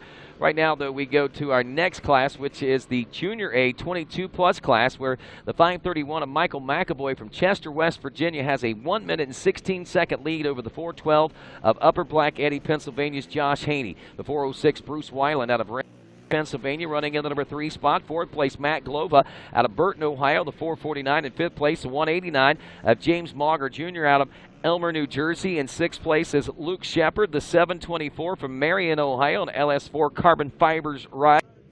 7th place position. The 508 of Dylan Taylor out of Fairland, Indiana. Ben Danner, the 450 out of Dansonville, Georgia. Good strong ride for him today in that 8th place position. Clinton Graff checking in 9th out of Harrisville, PA. In 10th place, the 550 of Chris Ballou, rounding out that top 10 out of Leoma, Tennessee. And joined in studio now by this young lady right here. And, of course, we're talking about Alicia McCormick, who helped open the show up earlier today as well. She opened the show up on the racetrack today. You had yourself a pretty good run for your first time back after that major crash earlier this spring, huh? Yeah, definitely. It was so much fun to be back, and leading the first lap was just what I needed, but braking kind of sucks. But there's always next round. Yeah, so that was the initial thing. You just had a mechanical failure. That's good. I mean, because yeah, definitely. Especially you recently just went on the Rocky Mountain ATVMC Ticket to Ride. That was something that you won at the banquet. Everybody else went back earlier in the spring. They actually waited on you to heal up and said, when you get better, you can come on out and we'll do it again. Yeah, that was the coolest thing ever. They had flight insurance, so I was able to go in September. It was phenomenal. I can't even put into words how incredible it was in Moab. We're definitely planning a trip back in the future. That's awesome. So you're going to take the whole family back with you next time? Yeah. It was really fun with just my husband. Yeah, leave the kids at home. I don't blame you, man. Mom and Dad's got to get out and do some things on their own as well. But, wow, your first-hand experience with the track, what was that first lap like this morning for you guys? Honestly, I thought the track was a blast. Yeah, there was some not-so-good spots, but you just had to ride with your head up and look for openings and just not get stuck. Happy to be back, aren't you? I'm so happy to be back. Like, I just couldn't stop smiling yesterday. I'm like, I am GNCC Racing. You're still smiling today also, and even after the break, so it does the body good and the soul good to be back out here, Yeah, huh? I want to find a local tomorrow. I'm not done. Like, I want to go race tomorrow. I'm sure you go online, you'll be able to find one. Alicia McCormick, where did so you DNF'd then, I guess, today, yeah, technically? I halfway through the second lap, I blew my front shocks, so there was no. We looked at them. There was no fixing them. So well, welcome very back. unfortunate, but glad I'll be back swinging next round. Glad to have you back on the trails. Glad you're back to healthy. Broken pelvis earlier this year. Yeah, I mean, it doesn't even seem like anything happened now. Really? Yeah. Nothing when you were riding. Couldn't feel it. Running, biking, riding my 4-wheeler. Everything's good. You're an animal. You are an animal. Alicia McCormick, once again. Look for her on a GNCC trail near you, or quite possibly tomorrow at a local event somewhere, because she is chomping at the bit to get back out there. And stick around with us. Make any call if you see anything going on. Landon, I've been talking to her. I haven't even been watching the screen. What's been going on? Yeah, we haven't got too many shots of the front row, but I'm going to guess. I did catch word, which I don't know if you've mentioned it or seen it on the live feed, because I stepped out of the booth for a little bit. But I did catch word that Cole could have come out of pits. Here's what happened. We got an update coming in from Mikey Waynes. He said as soon as they got done with that update after the pit stop, they saw that it looked like maybe they were going wheel to wheel. But I guess back Walker may have gotten around for just a moment, but he did about 3 spins in a turn. Cole was able to get around him, and he actually got a little bit of a gap on him. So at last check and last we know, Cole Richardson was leading and had a few bike links over Walker Fowler. Be interesting to see what that looks like when we finally do find them in the camera shot again. Yeah, I'm going to guess that Walker's hanging right in there, running right with them. They're a good team together. They run good together. They have similar bike setups. They've running the same brand of bike. It's going to be interesting, though, to see Cole. I know we've talked for a while now today that Cole has really been on fire and really been riding good. So it'll be interesting to see what he can do. 2 laps to go, or at the time it was less than 2 laps to go. He moved into the lead, and it's time to stop playing games. It's time to put the hammer down. So can't wait to see him pop out here on the camera again and see exactly what's happening. I tell you, man, Cole is due a win. There's no doubt. He's got a second. He's ran up front so many times this year, not really getting the finishes that he was looking for, but shoulder injuries plaguing him earlier in the year, arm injuries, whatever, and he's pretty much got that behind him now. I think we're in store for a great battle and a great race here as we are taking a good look at this overhead view as these riders make their way. Is that into the finish line region there?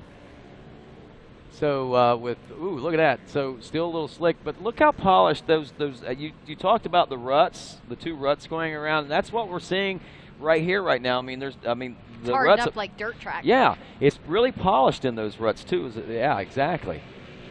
Now, how deep do you think those ruts are? Because right now, looking at that, it look maybe a couple inches. It doesn't look too much. Some of them are frame deep for sure. Yeah, out here in the field where there's a lot more room for people to ride in different locations. You get in the woods where they have to squeeze through the same set of trees, so every set of tires is in the same location in the woods, and the dirt's softer in the woods naturally.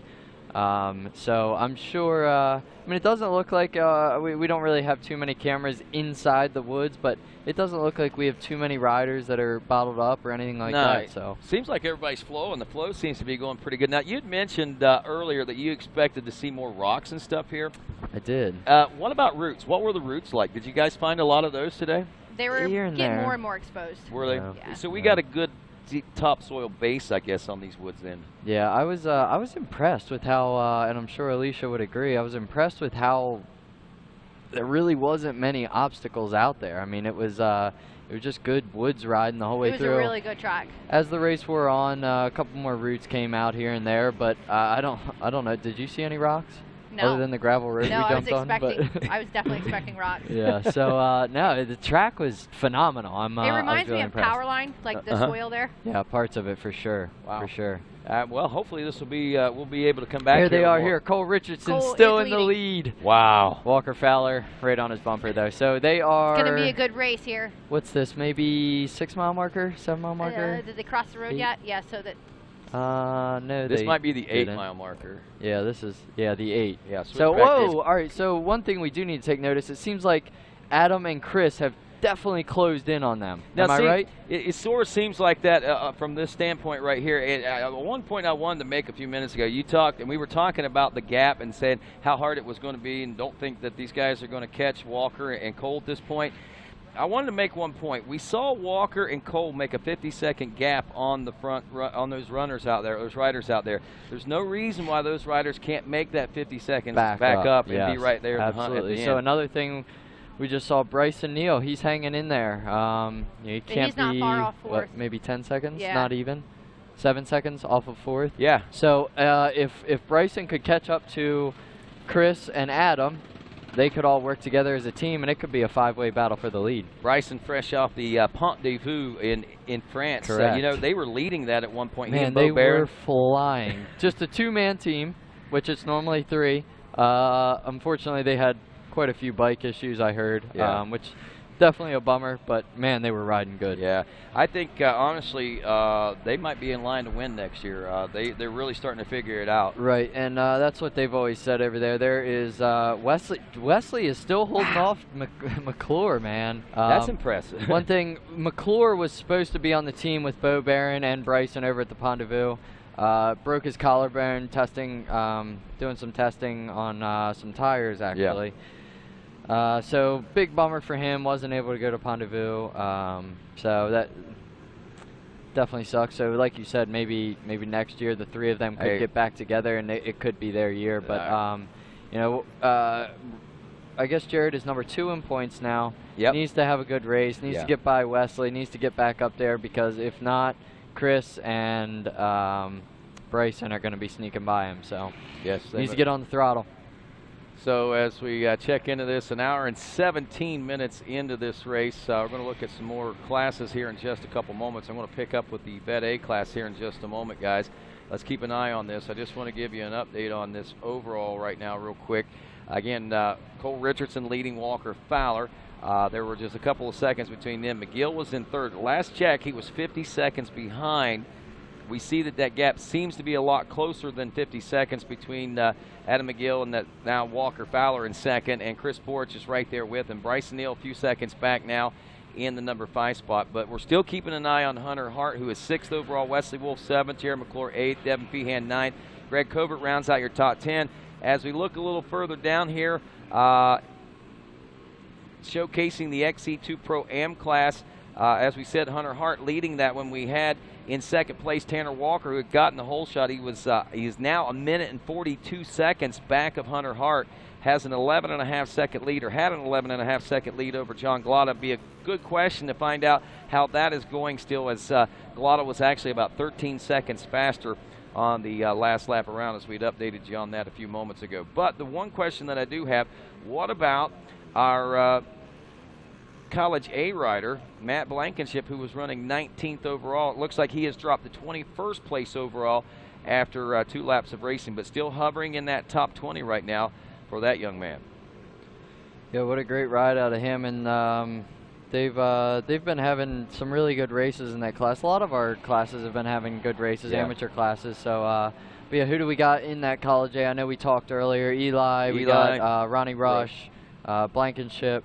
Yeah, some big hitters are coming up through in the near future. Yeah. It's going to be interesting to watch. Yeah. I think the championship is a true indication of that. And maybe there might not be guys in that are going to be threats as well in the future. I mean, and I love the College A class. I'm going to tell you that, you know, that used to be like the stepping stone into the XC1 Pro class, and that was kind of the class that we watched to see who the next big guns were. And it still is. It's just it goes from now from College A to XC2 sometimes, and then to XC1. Some riders actually just bypass the whole ordeal. Jay Shad. Yeah. He's actually here today, not racing, but he is watching. Jay Shadron went from, he didn't win the College A championship, but he went from College A straight to XC1. No, why not? Not holding back. And, you know, and I don't know that it necessarily hurt him in any way. It may have. I mean, he may have been easier to have been the season, and he might have lasted a little bit longer. But I think he accomplished what he set out to accomplish. Yeah, no, absolutely. I think it was a good move for him. I think sometimes when people only have, they have X amount of years to race, you know?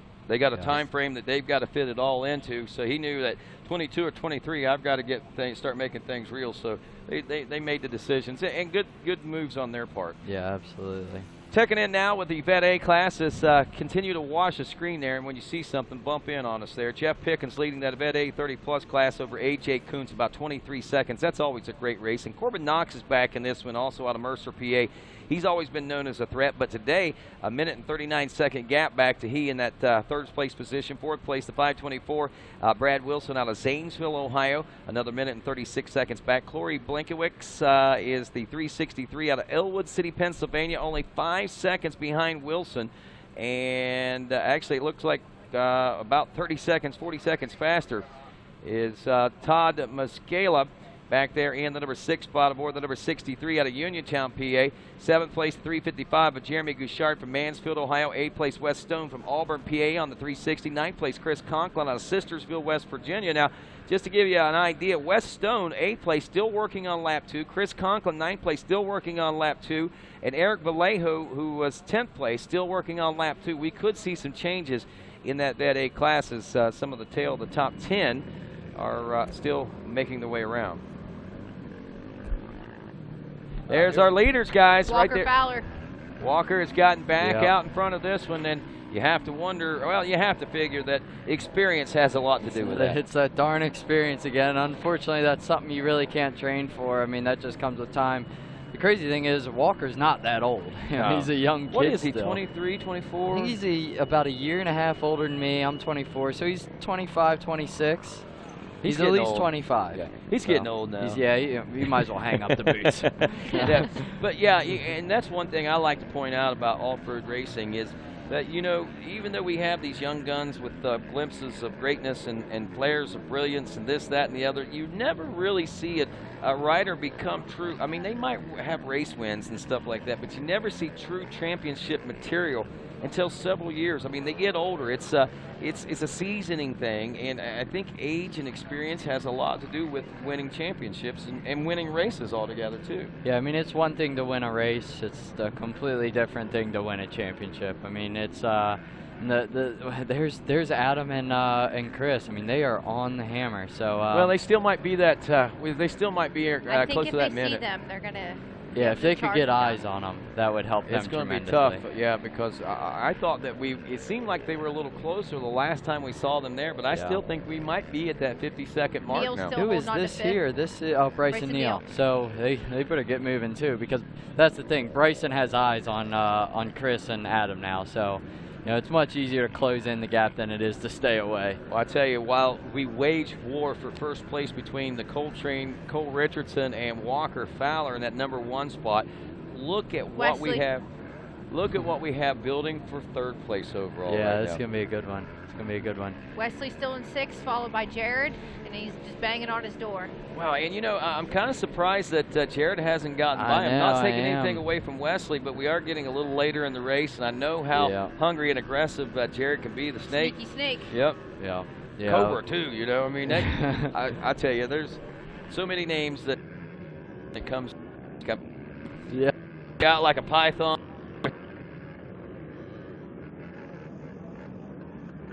So like I say, really don't see. I mean, those are.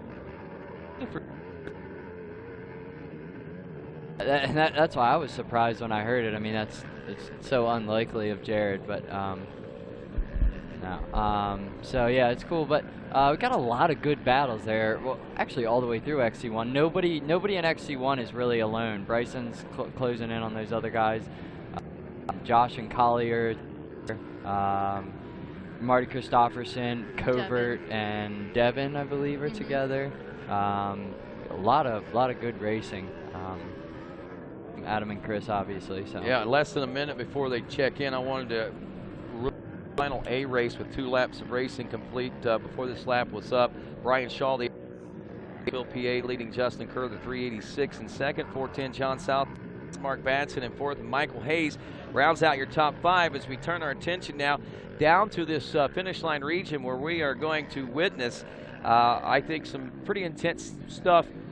As Landon steps out to go watch this finish line and this battle that's coming in. I tell you, we watch it here on TV, and with great shots from our drone and from all of our TV cameras and so forth. But there's nothing that really gets you into the action quite like actually being trackside, and that's what they're going to go out of that right now to find out what visually it looks like, what those guys' eyes are looking like, and just the general feel of what this race is starting to shake down like. And you're not going to get that any other place than trackside at a GNCC. Our next GNCC, by the way, will be coming up in 2 weeks. We'll be heading to St. Clairsville, Ohio for the Powerline Park GNCC. It will be a UTV round as well, and our final round the weekend of October 28th. White flag is out. Walker Fowler checking in with 1 lap to go, and he's looking forward to, look at that, 2.8 seconds. Cole Richardson, it says on the clock, but I have to think,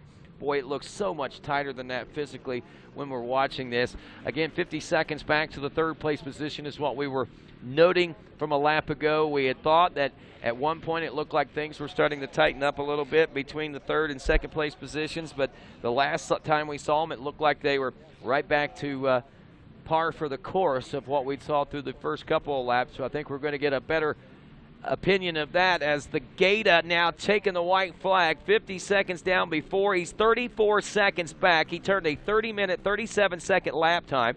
Chris Borge checks in, 30 minutes, 37 seconds. Bryson Neal checks in.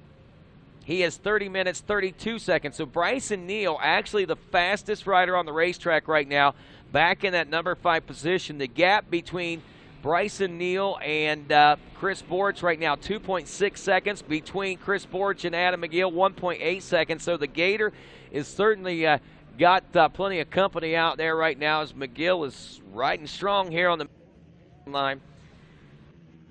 Hunter Hart, we're waiting, and again, remember, I think we counted him back as far as physically 12th on the racetrack as he was 6th overall at the end of lap number 2. We're going to get a better idea of where that right now. We're back down in the pits. We see Smoking Joe Borch down there.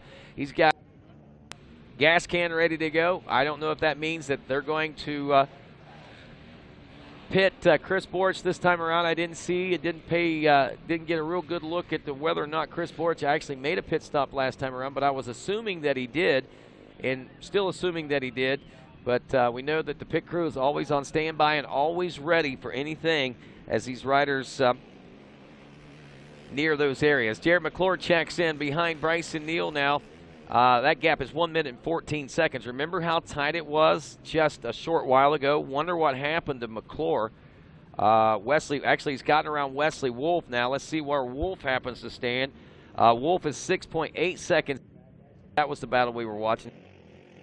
A position ahead of myself. But McClure is now 6th. Wesley Wolf drops to 7th, and we should be check in here soon for his 3rd lap complete, taking the white flag. And that'll give us a better idea about Hart. And so far he's dropped off to at least 8th place on time adjustments, but we can't for sure until he checks in with his own lap time. White flag continues to flail there. Collier's checked in. Collier in the 8th place position now behind Wesley Wolf. Robert is 9th place, 3 seconds behind Collier, who is 45 seconds behind Wolf. And looking for Josh Merritt. And there he is. Josh, I hope you're some great videos. 10.5 seconds back in the number 10 spot. And physically here in the next couple of riders, we should be seeing the number 7, Hunter Hart. Wow, that track, though it may not be the most challenging, I'm sure it's a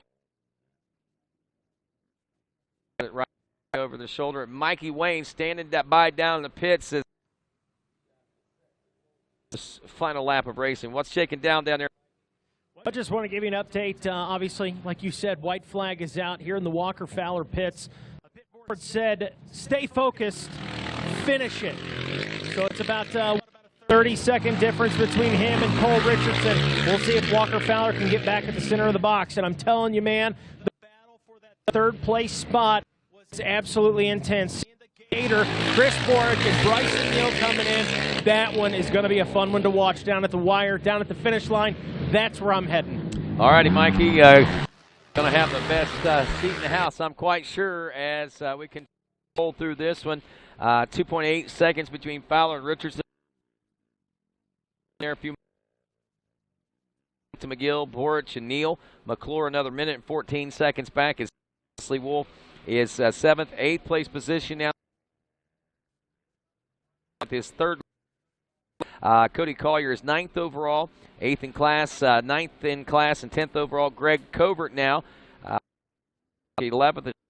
Johnny Gallagher is 12th as Gallagher is checked in now. What happened to Devin Feehan, the number 9 machine? Up back as far as 13th place position now. So you the Ryland Johnson Racing back to right there, and I'm sure the Funk Nation is certainly on the edges of their nails, wondering what's going on. Is behind him or was behind him. That's your second.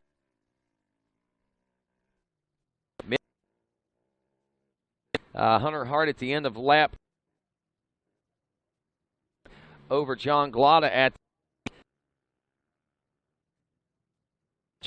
15-second faster lap. So in theory, John Glotta would be your new leader, or excuse me, the XC2 Pro-Am is to check in. Glotta, he just checked Austin Abney. Those checking in. He was right behind Glotta. Here's the gap now as things have switched up there. Glotta is looking at a 23-second gap between himself and, wow, Hunter Hart. That's a huge and monumental gap, but at the same time, he's second place, and that's the important thing. Austin Abney is up to a third place position aboard the 708. Fourth place position as we still wait for him to check in. Nope, there he is. He just checked in that's that last rider checking in. Tanner Walker checks in. Walker is now dropped to a fourth place position and still a great run. He got the whole shot, ran second the first 2 laps. I'm sure that nerves and conditions and everything may be taking its toll on him, but still a solid ride going on right now for that young man in the XC2 Pro-Am top 5. And rounding out your top 5, I believe, is Drew Landers. Landers was, and that was after 2 anyway. Landers on the 18 from Monterey, Tennessee, still working on his third lap complete as Landon Wolf joins us back in the booth here. And Landon, I tell you, buddy, I said that you don't get a better feel of what's going on in a GNCC than if you're trackside, and that's what you went to check out. Give us the feel. Relay the feeling to us. So I just had to run down. I had to get that feel, like you're saying. So I ran down, checked them out coming through this field section. Tell you, they are on the hammer. Walker looks smooth, as always. Cole looks like he's pushing. Cole wants that win. I don't think he's gotten a win yet. Has he ever? I don't think so. I think it keeps eluding him. He may have one. I don't know if, but I think that it may have slipped away from quite him. A few podiums, right? And maybe so a close win, many times. You know, maybe I'm forgetting. But anyway, Gator and Chris are pushing Bryson Neal up on the rear wheels of him. He looks like he wants through them. Yeah, he's come keep through, on moving. He's come through like a fury through the pack, man. Yeah. I mean, it's just like something switched on him about a lap and a half in, maybe right close to that 2 lap, and he has really clicked off some good laps and made up a lot of time. And Jared McClure has gotten around. Wesley right there's Jared, actually, right there on screen. Looks like I believe that, that was him. He's put a little bit of time on Wesley there. There's kind of the same thing we were talking about late in the race. These guys with experience, these guys with age, it works in their advantage. But a lot of good racing. We have 2- and 3-way battles all over the track right now, and it's just good to see. I mean, even in the back of the pack, we have Marty Christopherson, Greg Covert having a heck of a race today. He's really riding well. He needed it too. Yeah, Cody Collier is having a good race. Josh Merritt's in there. Josh Merritt looks like he is trying to run down a few extra guys, and everybody seems to be riding really well. It's cool to see after such a long summer break. Everybody seemed like they really put in their time over the summer break. They did, and you know, Cody Collier's a name that we've been talking about for many years, and he was one of those riders I think that skipped and went straight to the XC1 class, if I'm not mistaken, from the College A class. I'm pretty sure. No, I don't think so. You don't think? I could be wrong. Yeah, I don't know. Even if he didn't, it seemed like he went up. I thought it seemed like he went up a little early because he was so much younger than everyone else. And that's one thing that we got to point out. We have not seen what Cody Collier is capable of. Remember when he was in youth races. Remember when he was in the 10 o'clock race in the schoolboy classes. He won the overall morning class. That's why he runs that 201 as a reminder of how fast he was back in that day, beating all the 4x4 pro guys and the WXC girls and all the other guys out there. So, I mean, he did great in that 10 o'clock race, and to see you know, him working his way into the pro class, he was still kind of young whenever he made his way out there. I think that Cody is going to be one of those riders that is going to build a good, strong, solid foundation. Once he gets up there and starts winning, like we've seen him in the past, he's going to be tough to knock off the top step. The cool thing about Cody is he's a quiet kid. He's a very humble kid, and you know, he's kind of low-key, comes out to the races, has a good time with his friends. Not very vocal out here, and it's cool to see him come out and just succeed so well. So as we continue to motor along, we are about 20 minutes now out from seeing the checker flag.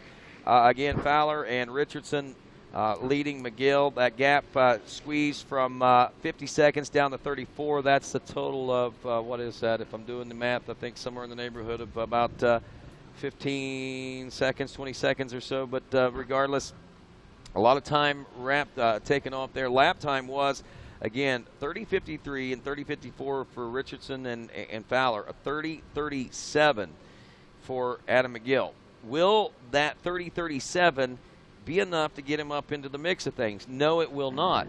Here's the things to look at now, though, and we got to take into consideration. I know there's not a lot of traffic out there. 150 riders. We're looking at, what, a 10-mile race course or something in that neighborhood? Yeah, I think it's about 12.5. Okay, well, even less chance of running into issues and problems like that. Yeah, so one thing, we were talking to the track here, new class here, but one thing we do need to do is it was a feature race for the Fantic E mountain bike race this weekend. So I guess we need to let's go over there and look at some highlights from that. Alrighty. Well, last night, Friday, for those of you not real familiar with it, we started doing e-mountain bike racing back at John Penton GNCC. This is officially our second e-mountain bike race. We were going to run it at Snowshoe, but weather conditions did not warrant it. So here we are, a second mountain bike race. Charlie Mullins, also Leon Hansen, the Husqvarna mechanic over there, who won, if I'm not mistaken, the first e-mountain bike race and actually got off to the early lead. But as the race wore on, there we see wrapping up that first lap, Leon had a great thing going on there. But one thing to point out, very wet out there, a lot of grass. The grass was wrapping up into the derailleurs, and a lot of the chain, you know, they were having problems. They couldn't get into the higher gears and go the faster speeds because there was so much grass wrapped up in their sprockets out there. And then they were having problems with the train derailleur, you know, keeping that all going the way that it should. But really, when it was all said and done, Hansen ends up had to push his bike all the way in. Charlie Mullins ended up skating to the easy victory. I think one thing to note, too, was that Talon Hawk, which is the son of Barry Hawk, was running, I believe, a schoolboy class there yesterday. He was doing quite well. He was actually running third place overall in the early part of the race. He got a flat tire and was not able to finish the race. I don't guess they were prepared for that for whatever reason. But Talon Hawk shows that he's got the heart of a racer, just like his dad, Barry Hawk, no doubt about it. But like we said, as this race wore on and when it was all said and done, came around, Charlie Mullins took the win, even having to push the bike across. Leon Hansen took second, and we had a local guy right here from Morgantown, West Virginia, taking the third place position in the Masters class, if I'm not mistaken.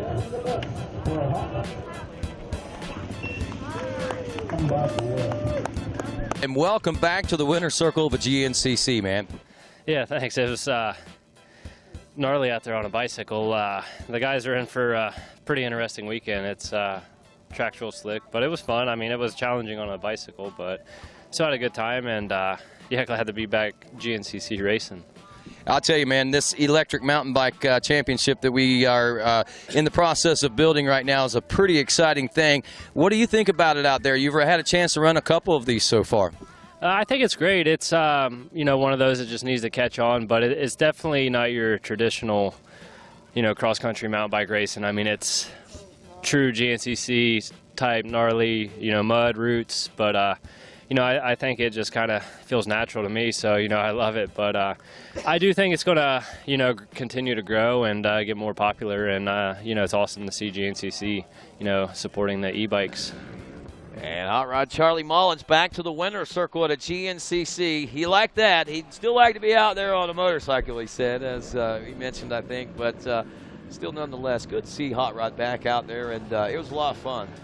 Seeing his two little boys cheer him on out there, Dax and I can't remember the other one's name, but two good kids there, no doubt. Great family, and good to see him back and still in the heart of the GNCC racing world. Well, I tell you what, folks, as we roll into the heartland of GNCC, basically the home office is just over the hill from where we are right now. We, of course, you know, being at home, we like to spread our wings and let folks know that, hey, you know, GNCC is a huge and national event, but we also like to keep the local folks involved. And actually, Tim Cotter and Barry Hawk and I think Coastal Racing Team and several other folks headed out to a couple of local area schools this week and did the traditional school visit, passing along the positive messages. Hey, this is Tim Cotter, and I'm the director of GNCC Racing. And today we are at Albert Gallatin South Middle School in Point Marion, Pennsylvania, the same community that Barry Hawk grew up in. And so today we had an opportunity to have an assembly with these students, 350 strong from Albert Gallatin. We're here today, and we had an opportunity to talk about a lot of different things, more so than just racing. It's not just about motorcycle or ATV racing. It was about team building. It was about confidence. We were able to teach these kids and talk to them about setting goals and what a goal means. And also, and more importantly, about what happens when you stub your toe, or you crash your motorcycle, or you fail a test, or you let somebody down. You still have to get up. You still have to dust yourself off, just like these racers do. And then you skip yourself back in the game. So whether you fail a test this week, or you let someone down, a friend, a peer mentor, your parents, you still get up and you move forward. And you keep positive thoughts in your heads. Know that you're always worthy, that you always have worth, and that you take your goals on one step at a time. It's a blessing to be able to come to these schools and talk to these kids. And I think we have 350 plus new GNCC fans. How many of you ride an ATV or a dirt bike? Oh, wow. Look at this.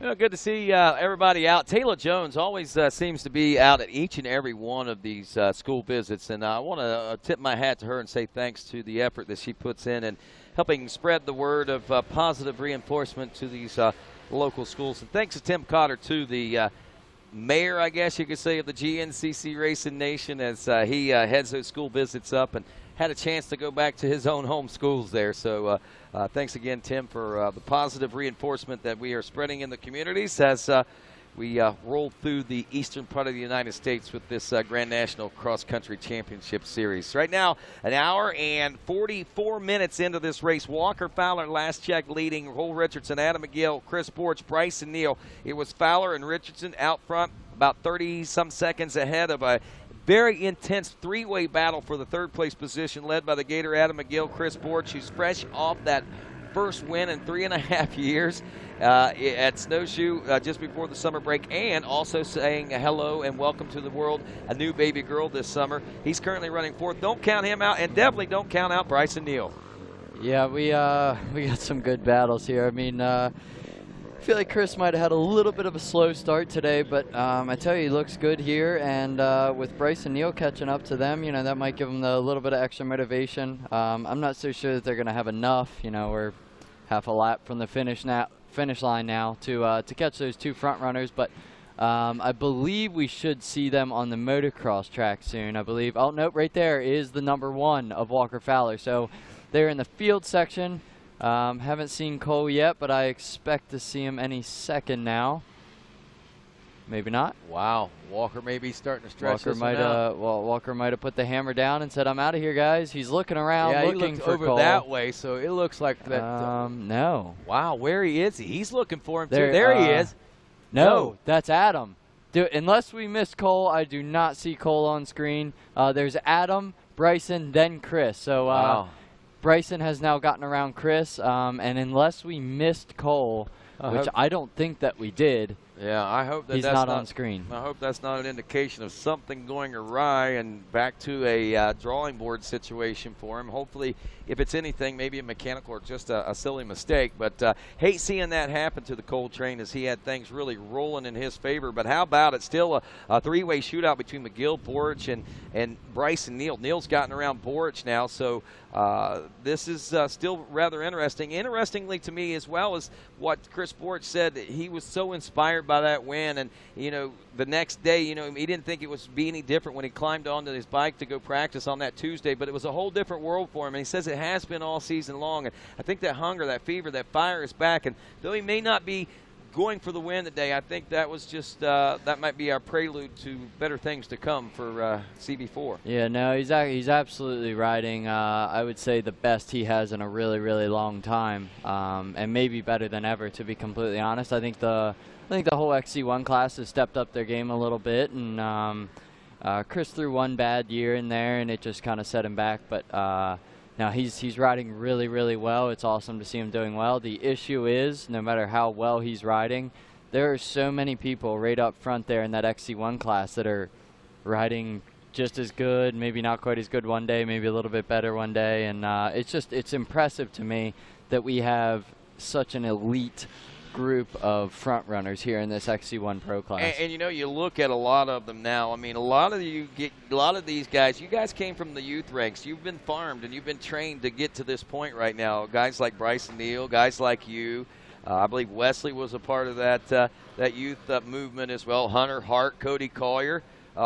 All those guys that we mentioned, all in top 10 right now, all coming through the youth ranks. So Walker Fowler leading that youth rank revolution. I believe Walker Fowler won the first youth championship. He most certainly did. Yeah. And Adam McGill didn't go through the youth ranks. Chris Borich didn't go through the youth ranks. Neither did Jared McClure.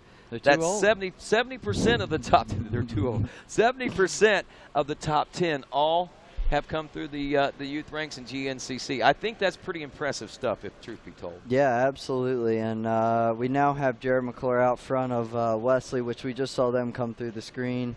Wesley's hanging in there. Wesley's having a really good race. I know he's been racing the motocrosses over this summer season, but you know, it's but you know, been working hard. He has been working hard, but the unfortunate thing for him, he hasn't been working hard on the bike. No. His program changed so much this year with the way that sponsorship deals and everything work. Yeah.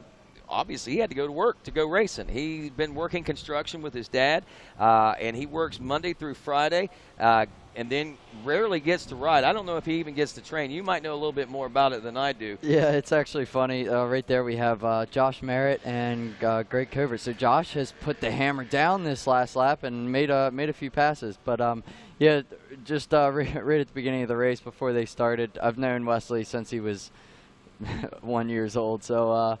But I went up to him and I said, "You've been riding much this summer?" And he said, "Yeah, probably about the same amount as you." And I said, "All right, well, that answers that." So he hasn't got to ride much. He's been working a lot, and but I mean, you can't complain about this kind of result after his summer. So yeah, and to come off of his best ride at an ATV motocross race like that. Hey, it looks like we're gonna need a medic down there in the woods right before the field section there. Marty Christopherson and Hunter Hart were nice enough to stop at the cameraman and point down in the woods. So if anybody can hear me, can we figure out what kind of mile marker that is? That would probably be around that 8.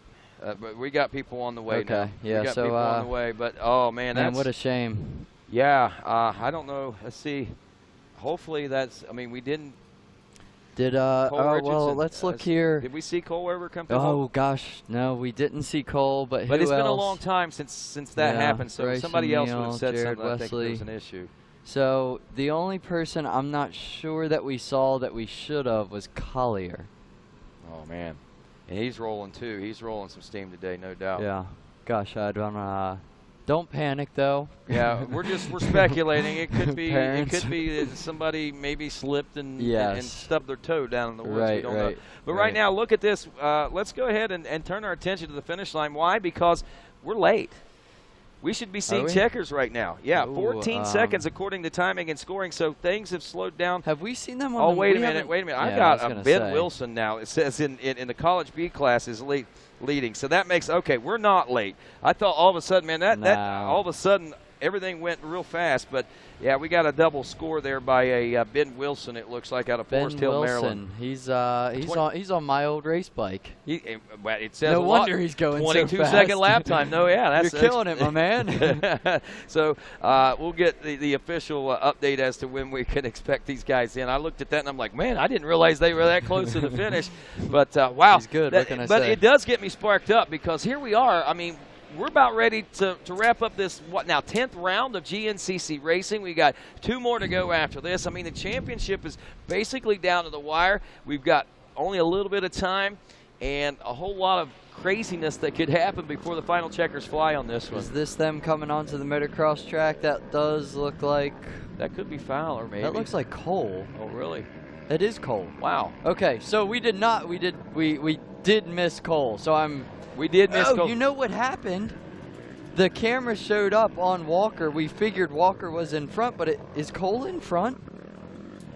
I don't know. We need to get an update. See, when that camera flipped on, it was right off the bat. It was Walker Fowler, and we never saw Cole. It is. Cole is up front. Walker Fowler in the number 2 spot. That is Walker right there. The camera tricked us. Wow. Do we have Cole Richardson on his way to a possible first ever win, especially here at 2000? And this would be What's a he got, 6th 6, winner. 7 seconds? He's got to. 6, 7 seconds over the defending champ of, that is Cole. It has to be.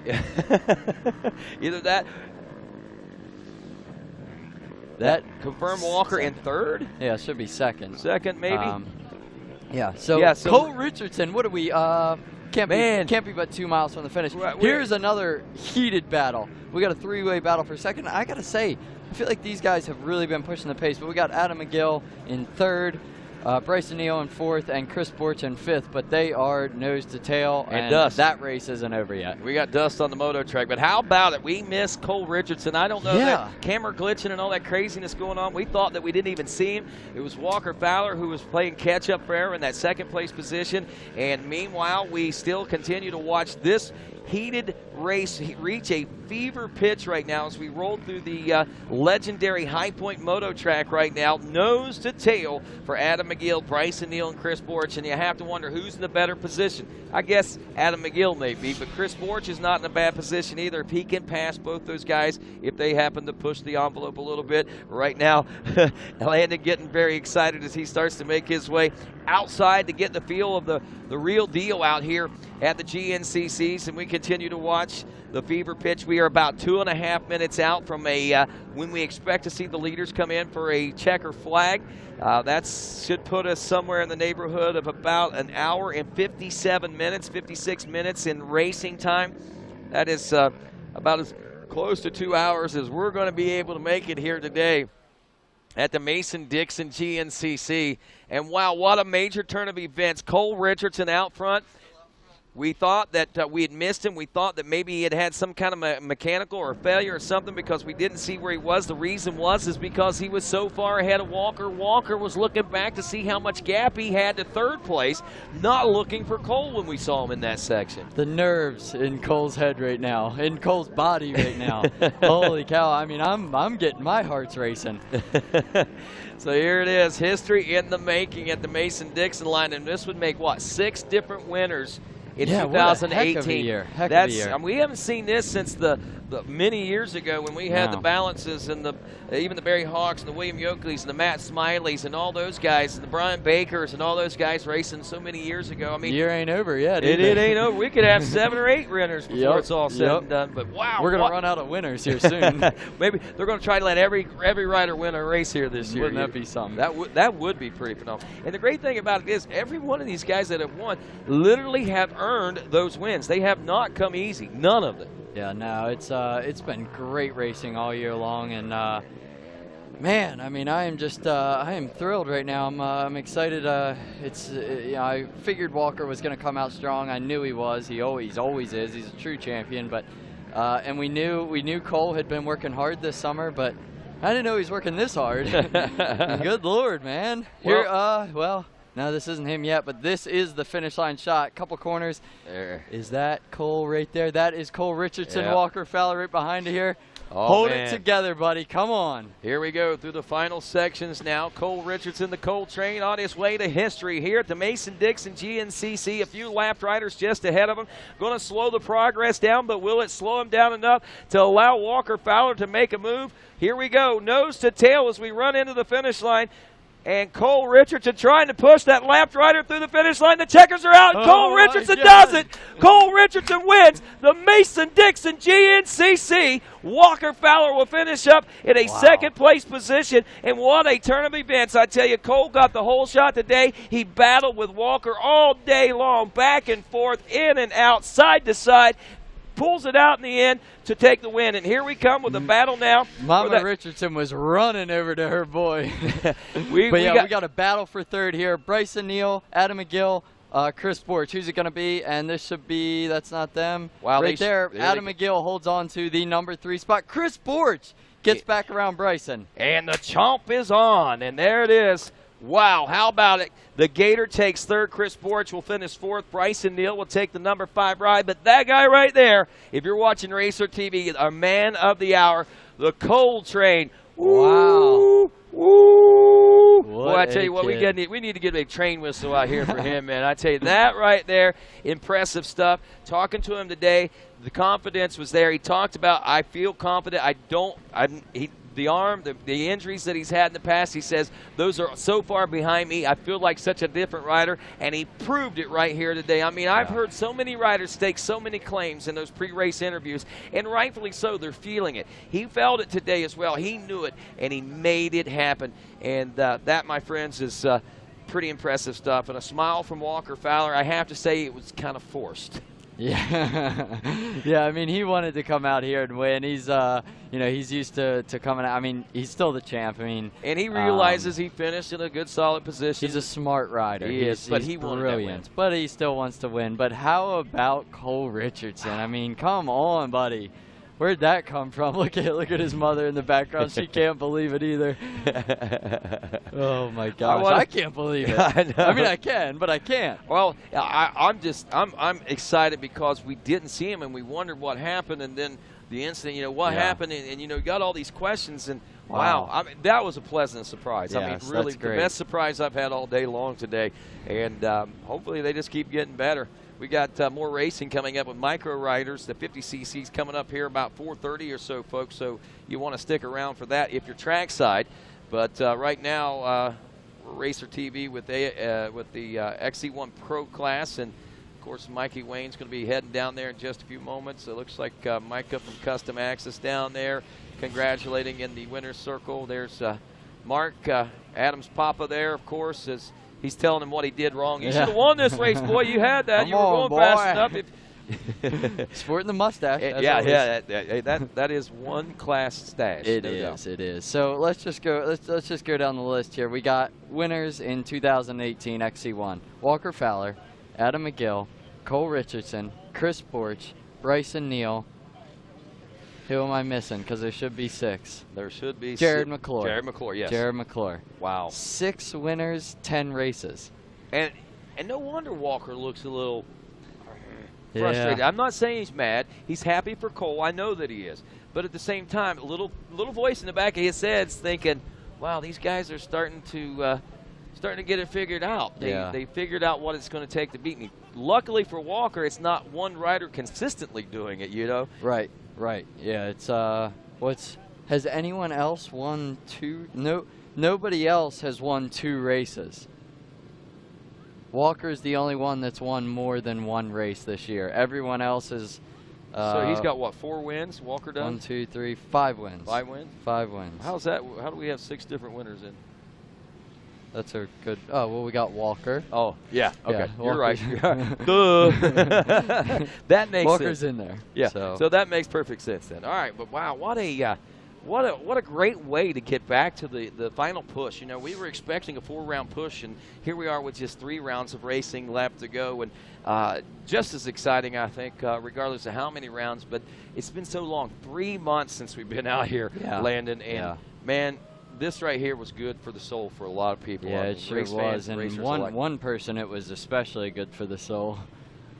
Yeah, Cole Richardson. Yeah. Well, his That's mom, what his mom's thinking, I put all this money and all this worry into this all this time, Oh, and he man. finally does it. And Good you for know, him. I think we forget. We talk about the work that these riders put in, but let's go back. How much work has your mom and dad put in over the years to get you to where you are? And Probably and more put, than me. And put you in the position that you're in. More- And same more than thing me. goes for Cole. I mean, his parents, Walker's parents, and anybody that's successful out here did it with a lot of aid and assistance Yeah. from their absolutely. parents, and that's the great and best support network. Sounds like Mikey Waynes might be about ready down near the winner's circle. Let's head on down and get a word in with these top riders today, Landon, because wow, it was spectacular to say the least. Mikey, you ready, bud? Thanks, guys. Yeah, we're down here with winner and his first win in the XC1, Cole Richardson. Yeah, you know, it's awesome to do it in my home state of Pennsylvania, and you know, I had a lot of friends, family, and just fans that are local that race all of our local series around here that came out, and you know, it's about time. It is, man. So talk us through this. We know you've had some great podium finishes, and just your battle back into the XC1 and just being relevant this year. You really put the work in over summer break, man. Yeah, you know, 2016 was my rookie year, and I got sick. That didn't go over well, and then wrist surgery last year, and that really played a big factor. Just always in the back of your head after your wrist is messed up, and I think just over summer break, I took a step back, really focused on my fitness, which I knew needed to be better, and towards the end, I just fine-tuned my training program a little bit, and I always know I come out strong at the last half of the year, and if this is my only win, so be it. I mean, I was happy to get one.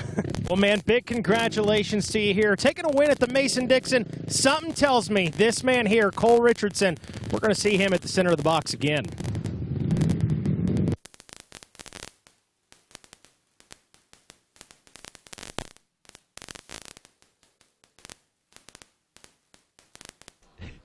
All righty, thanks a lot, Mikey, and of course, congratulations again, Cole Train. We got to get the train whistles out here. I imagine there'll be a couple when we head over to St. Clairsville, and the Cole Train is going to they're going to hook up cars. I bet you there's going to be so many Cole Richardson fans in Ohio at St. Clairsville, you won't be able to shake a stick at them. I mean, Edenburg's just across the state line and just a little. Yeah. Little Well, north. this is his not his hometown race, but this is his closest race. He's on the event T-shirt this weekend. And he gets his first win. I mean, man, perfect weekend. Talk about a perfect weekend. He's probably thinking to himself, they should have put me on that shirt a long time ago. Right. If that has anything to do with it. It's awesome. Wow, what a great day. Let's see. Let's check in with some of these updates. Right now we got Richardson, Fowler, McGill. Borge took 4th. Bryson Neal was 5th. Jared McClure in 6th. 7th was Wesley Wolf, the 741. 8th place, Josh Merritt. Good ride for him. I'm still looking to see him closer to the top 5 as time goes on, though. Hunter Hart will finish up a 9th place overall and win the XC2 Pro-Am class. Marty Christopherson will finish up 10th overall. He's 9th in class. Devin Feehan will finish 11th overall, 10th in class. Out of Windsor, New York, after 4 laps complete. Johnny Gallagher comes in 12th. Cody Collier has not checked in yet. John Glotta has, though. That is your 2nd place in the XC2 Pro-Am. Austin Abney was right behind John Glotta. Get this, at the checkers, now it was 2 minutes 46 seconds between Hunter Hart and John Glotta. Between John Glotta and Austin Abney, 0.706. Wow. Wow. Less than a That's second. some racing there. That is. So that was your top three in XC2. Still haven't seen Collier check in. And we head down to the winner's circle once again, where Mikey Wayne stands by with Walker Fowler. Thanks, guys. Walker Fowler, man, we mentioned it early on in today's race. Some folks out there might be saying, oh, Walker's having an off year. You're still in control, man. It's not last year. There's no question about that. But the thing is, we're having some little weird issues that I'm almost overcoming. And but every time this year, there's been one rider who's been able to capitalize. And man, Cole wore his lucky helmet from his Pro-Am days, and he wore his lucky boots from his Pro-Am days. I don't have anything from my Pro-Am days. I wish I did. But you know what? He had the right mindset coming into the race. I'll give him that. He's kicked my tail at every local I've been to. We've been practicing a lot together. You know, him and I had a little issue at the Heartland Challenge, and I'm glad that you know, things have kind of come back around, because I hate anyone to be upset with me. And like I said, we've kind of became actually better friends after an issue. And you know, I'm super proud of the kid. He rode his heart out. Aaron Floric does a fantastic job on his machine. So, you know, hats off to him. He made a mistake the last lap. I was able to get around him, and then he crashed and kind of gave me a little bit of a cushion, or hit a tree or something. I had a bit of a cushion. I could hear him pushing, and you know, I was definitely riding to the best of my ability. I think off the start, someone got into my right front wheel, and I lost brakes right off the start. So that was the issue of my race. I didn't have front brakes.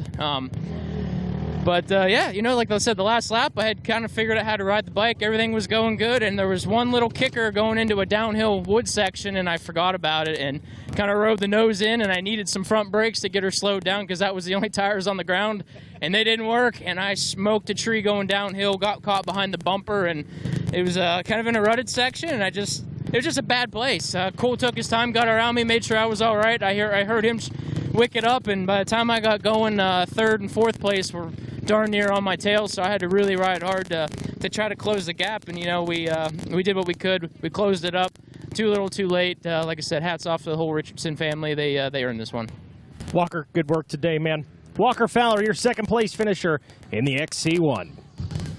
And congratulations to Walker Fowler. Good to see those guys able to bury the hatchet, so to speak. Man, this racing game gets a little intense, and as much as we like to paint this perfect, beautiful picture that everybody gets along all the time, that's not necessarily the case. Not true. Competition always brings scuffles. Yes. It has to. I mean, you get in scuffles with your best friends, and over competition, whether it be rock, paper, scissors, or GNCC racing. So yeah, it's just how it goes. But no, it's awesome to see everybody act like professionals, move on, and come out here and give us a heck of a race to watch. Wow, yeah, they did, and surprise. I mean, that was so cool to see that turnaround the way that it did. And again, looking at some of these other classes, we looked at the XC1 and some of the top overall.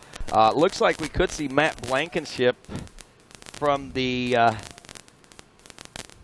College A class back into a top 20 overall. He was 20th at the end of lap number 3, so we'll be keeping an eye out on that to see what's going to be taking place there as we check in with the XC2 Pro-Am. Hunter Hart, John Glotta, Austin Avenue. As we told you, there was less than a second between the second and third. We got to say Jordan Popolaski. He was running Vet A. He got top amateur quite a few in at quite a few races in the spring. Older dude. Not older. Sorry, Jordan. He's 30. Getting older. Lives right there near Chris. Trains with Chris. Actually used to race a bunch. Got out of the game. Came back in, and look at this. Who is that? We're not sure who that is there, but he is going to finish the race. Everybody let go of the four-wheeler and let him push it across, and they didn't do that. Anyway. Colin Dearman was the guy's name who got third last night in the bike race. There we go. It just hit me. But anyway, sorry about it. Tough break there. That's right there is the heart of GNCC. Now, did he push that over the finish line by himself? I'm not sure. See, that's the one thing people got to remember. They got to get it over the rider finish has line to push themselves. it across himself. All right, Adam McGill stands by now with Mikey Waynes as we check in with our third place. Thanks, guys. Down here, well, Gator, Adam McGill, man, a third-place finish today, and that was not easy. It was an absolute dogfight for that third-place position. Yeah. Just, yeah, that's it. You're treating me like a micro rider right now, man. It's been so long. It's like my first time again. It's new. Yeah, I mean, it was a hell of a battle all day long. We had a decent start. We're getting those a little bit better, but CST tires pulled great. That Rage motor definitely kept me rolling all day long. My Moose gear kept me vented nice and cool, and we just really tried to make the best of it. And this was definitely a fast track. It was really rutted. About the only thing I compare this to was maybe Georgia. And I think we run them down from a minute and something down to 38, 36. I guess it doesn't matter. It's not hand grenades or horseshoes, is it? So we ended up closing the gap the best we could. But man, the machine was good. We've made leaps and bounds, and the off season's been good. And, it's been a long time since after the break I've been able to get on the podium. Normally it's a lot of problems, a lot of heartache, but we went over the machine. I already talked to Dad about some things we need to change. Talked to Custom Access a little bit. We're going to do some testing, and obviously talked to Moose about doing a 6-finger glove because I hurt the hole in one. So if I had 6 fingers, I'd be able to pull the hand out, put it all in new fingers. Boom. $1 million idea. It makes perfect sense to me, man. I think my favorite part of the race today was you waving at me as you came through the finish. Dude, that's everybody's favorite part. I mean, yeah, that's definitely staying lighthearted, keeps my mind off of it. I'm able to charge, and you're able to charge a certain section where people and obviously I don't really know Mikey well enough to call him a friend, more of an acquaintance. So with that being said, I would say hello to Mikey, but not like, hey, it's Gator, I'm going to do another lap. Give me one more. There you go. Adam McGill, the Gator, taking third place today in the XC1. Congratulations to the Gator. I love Adam McGill's personality. Yeah. So,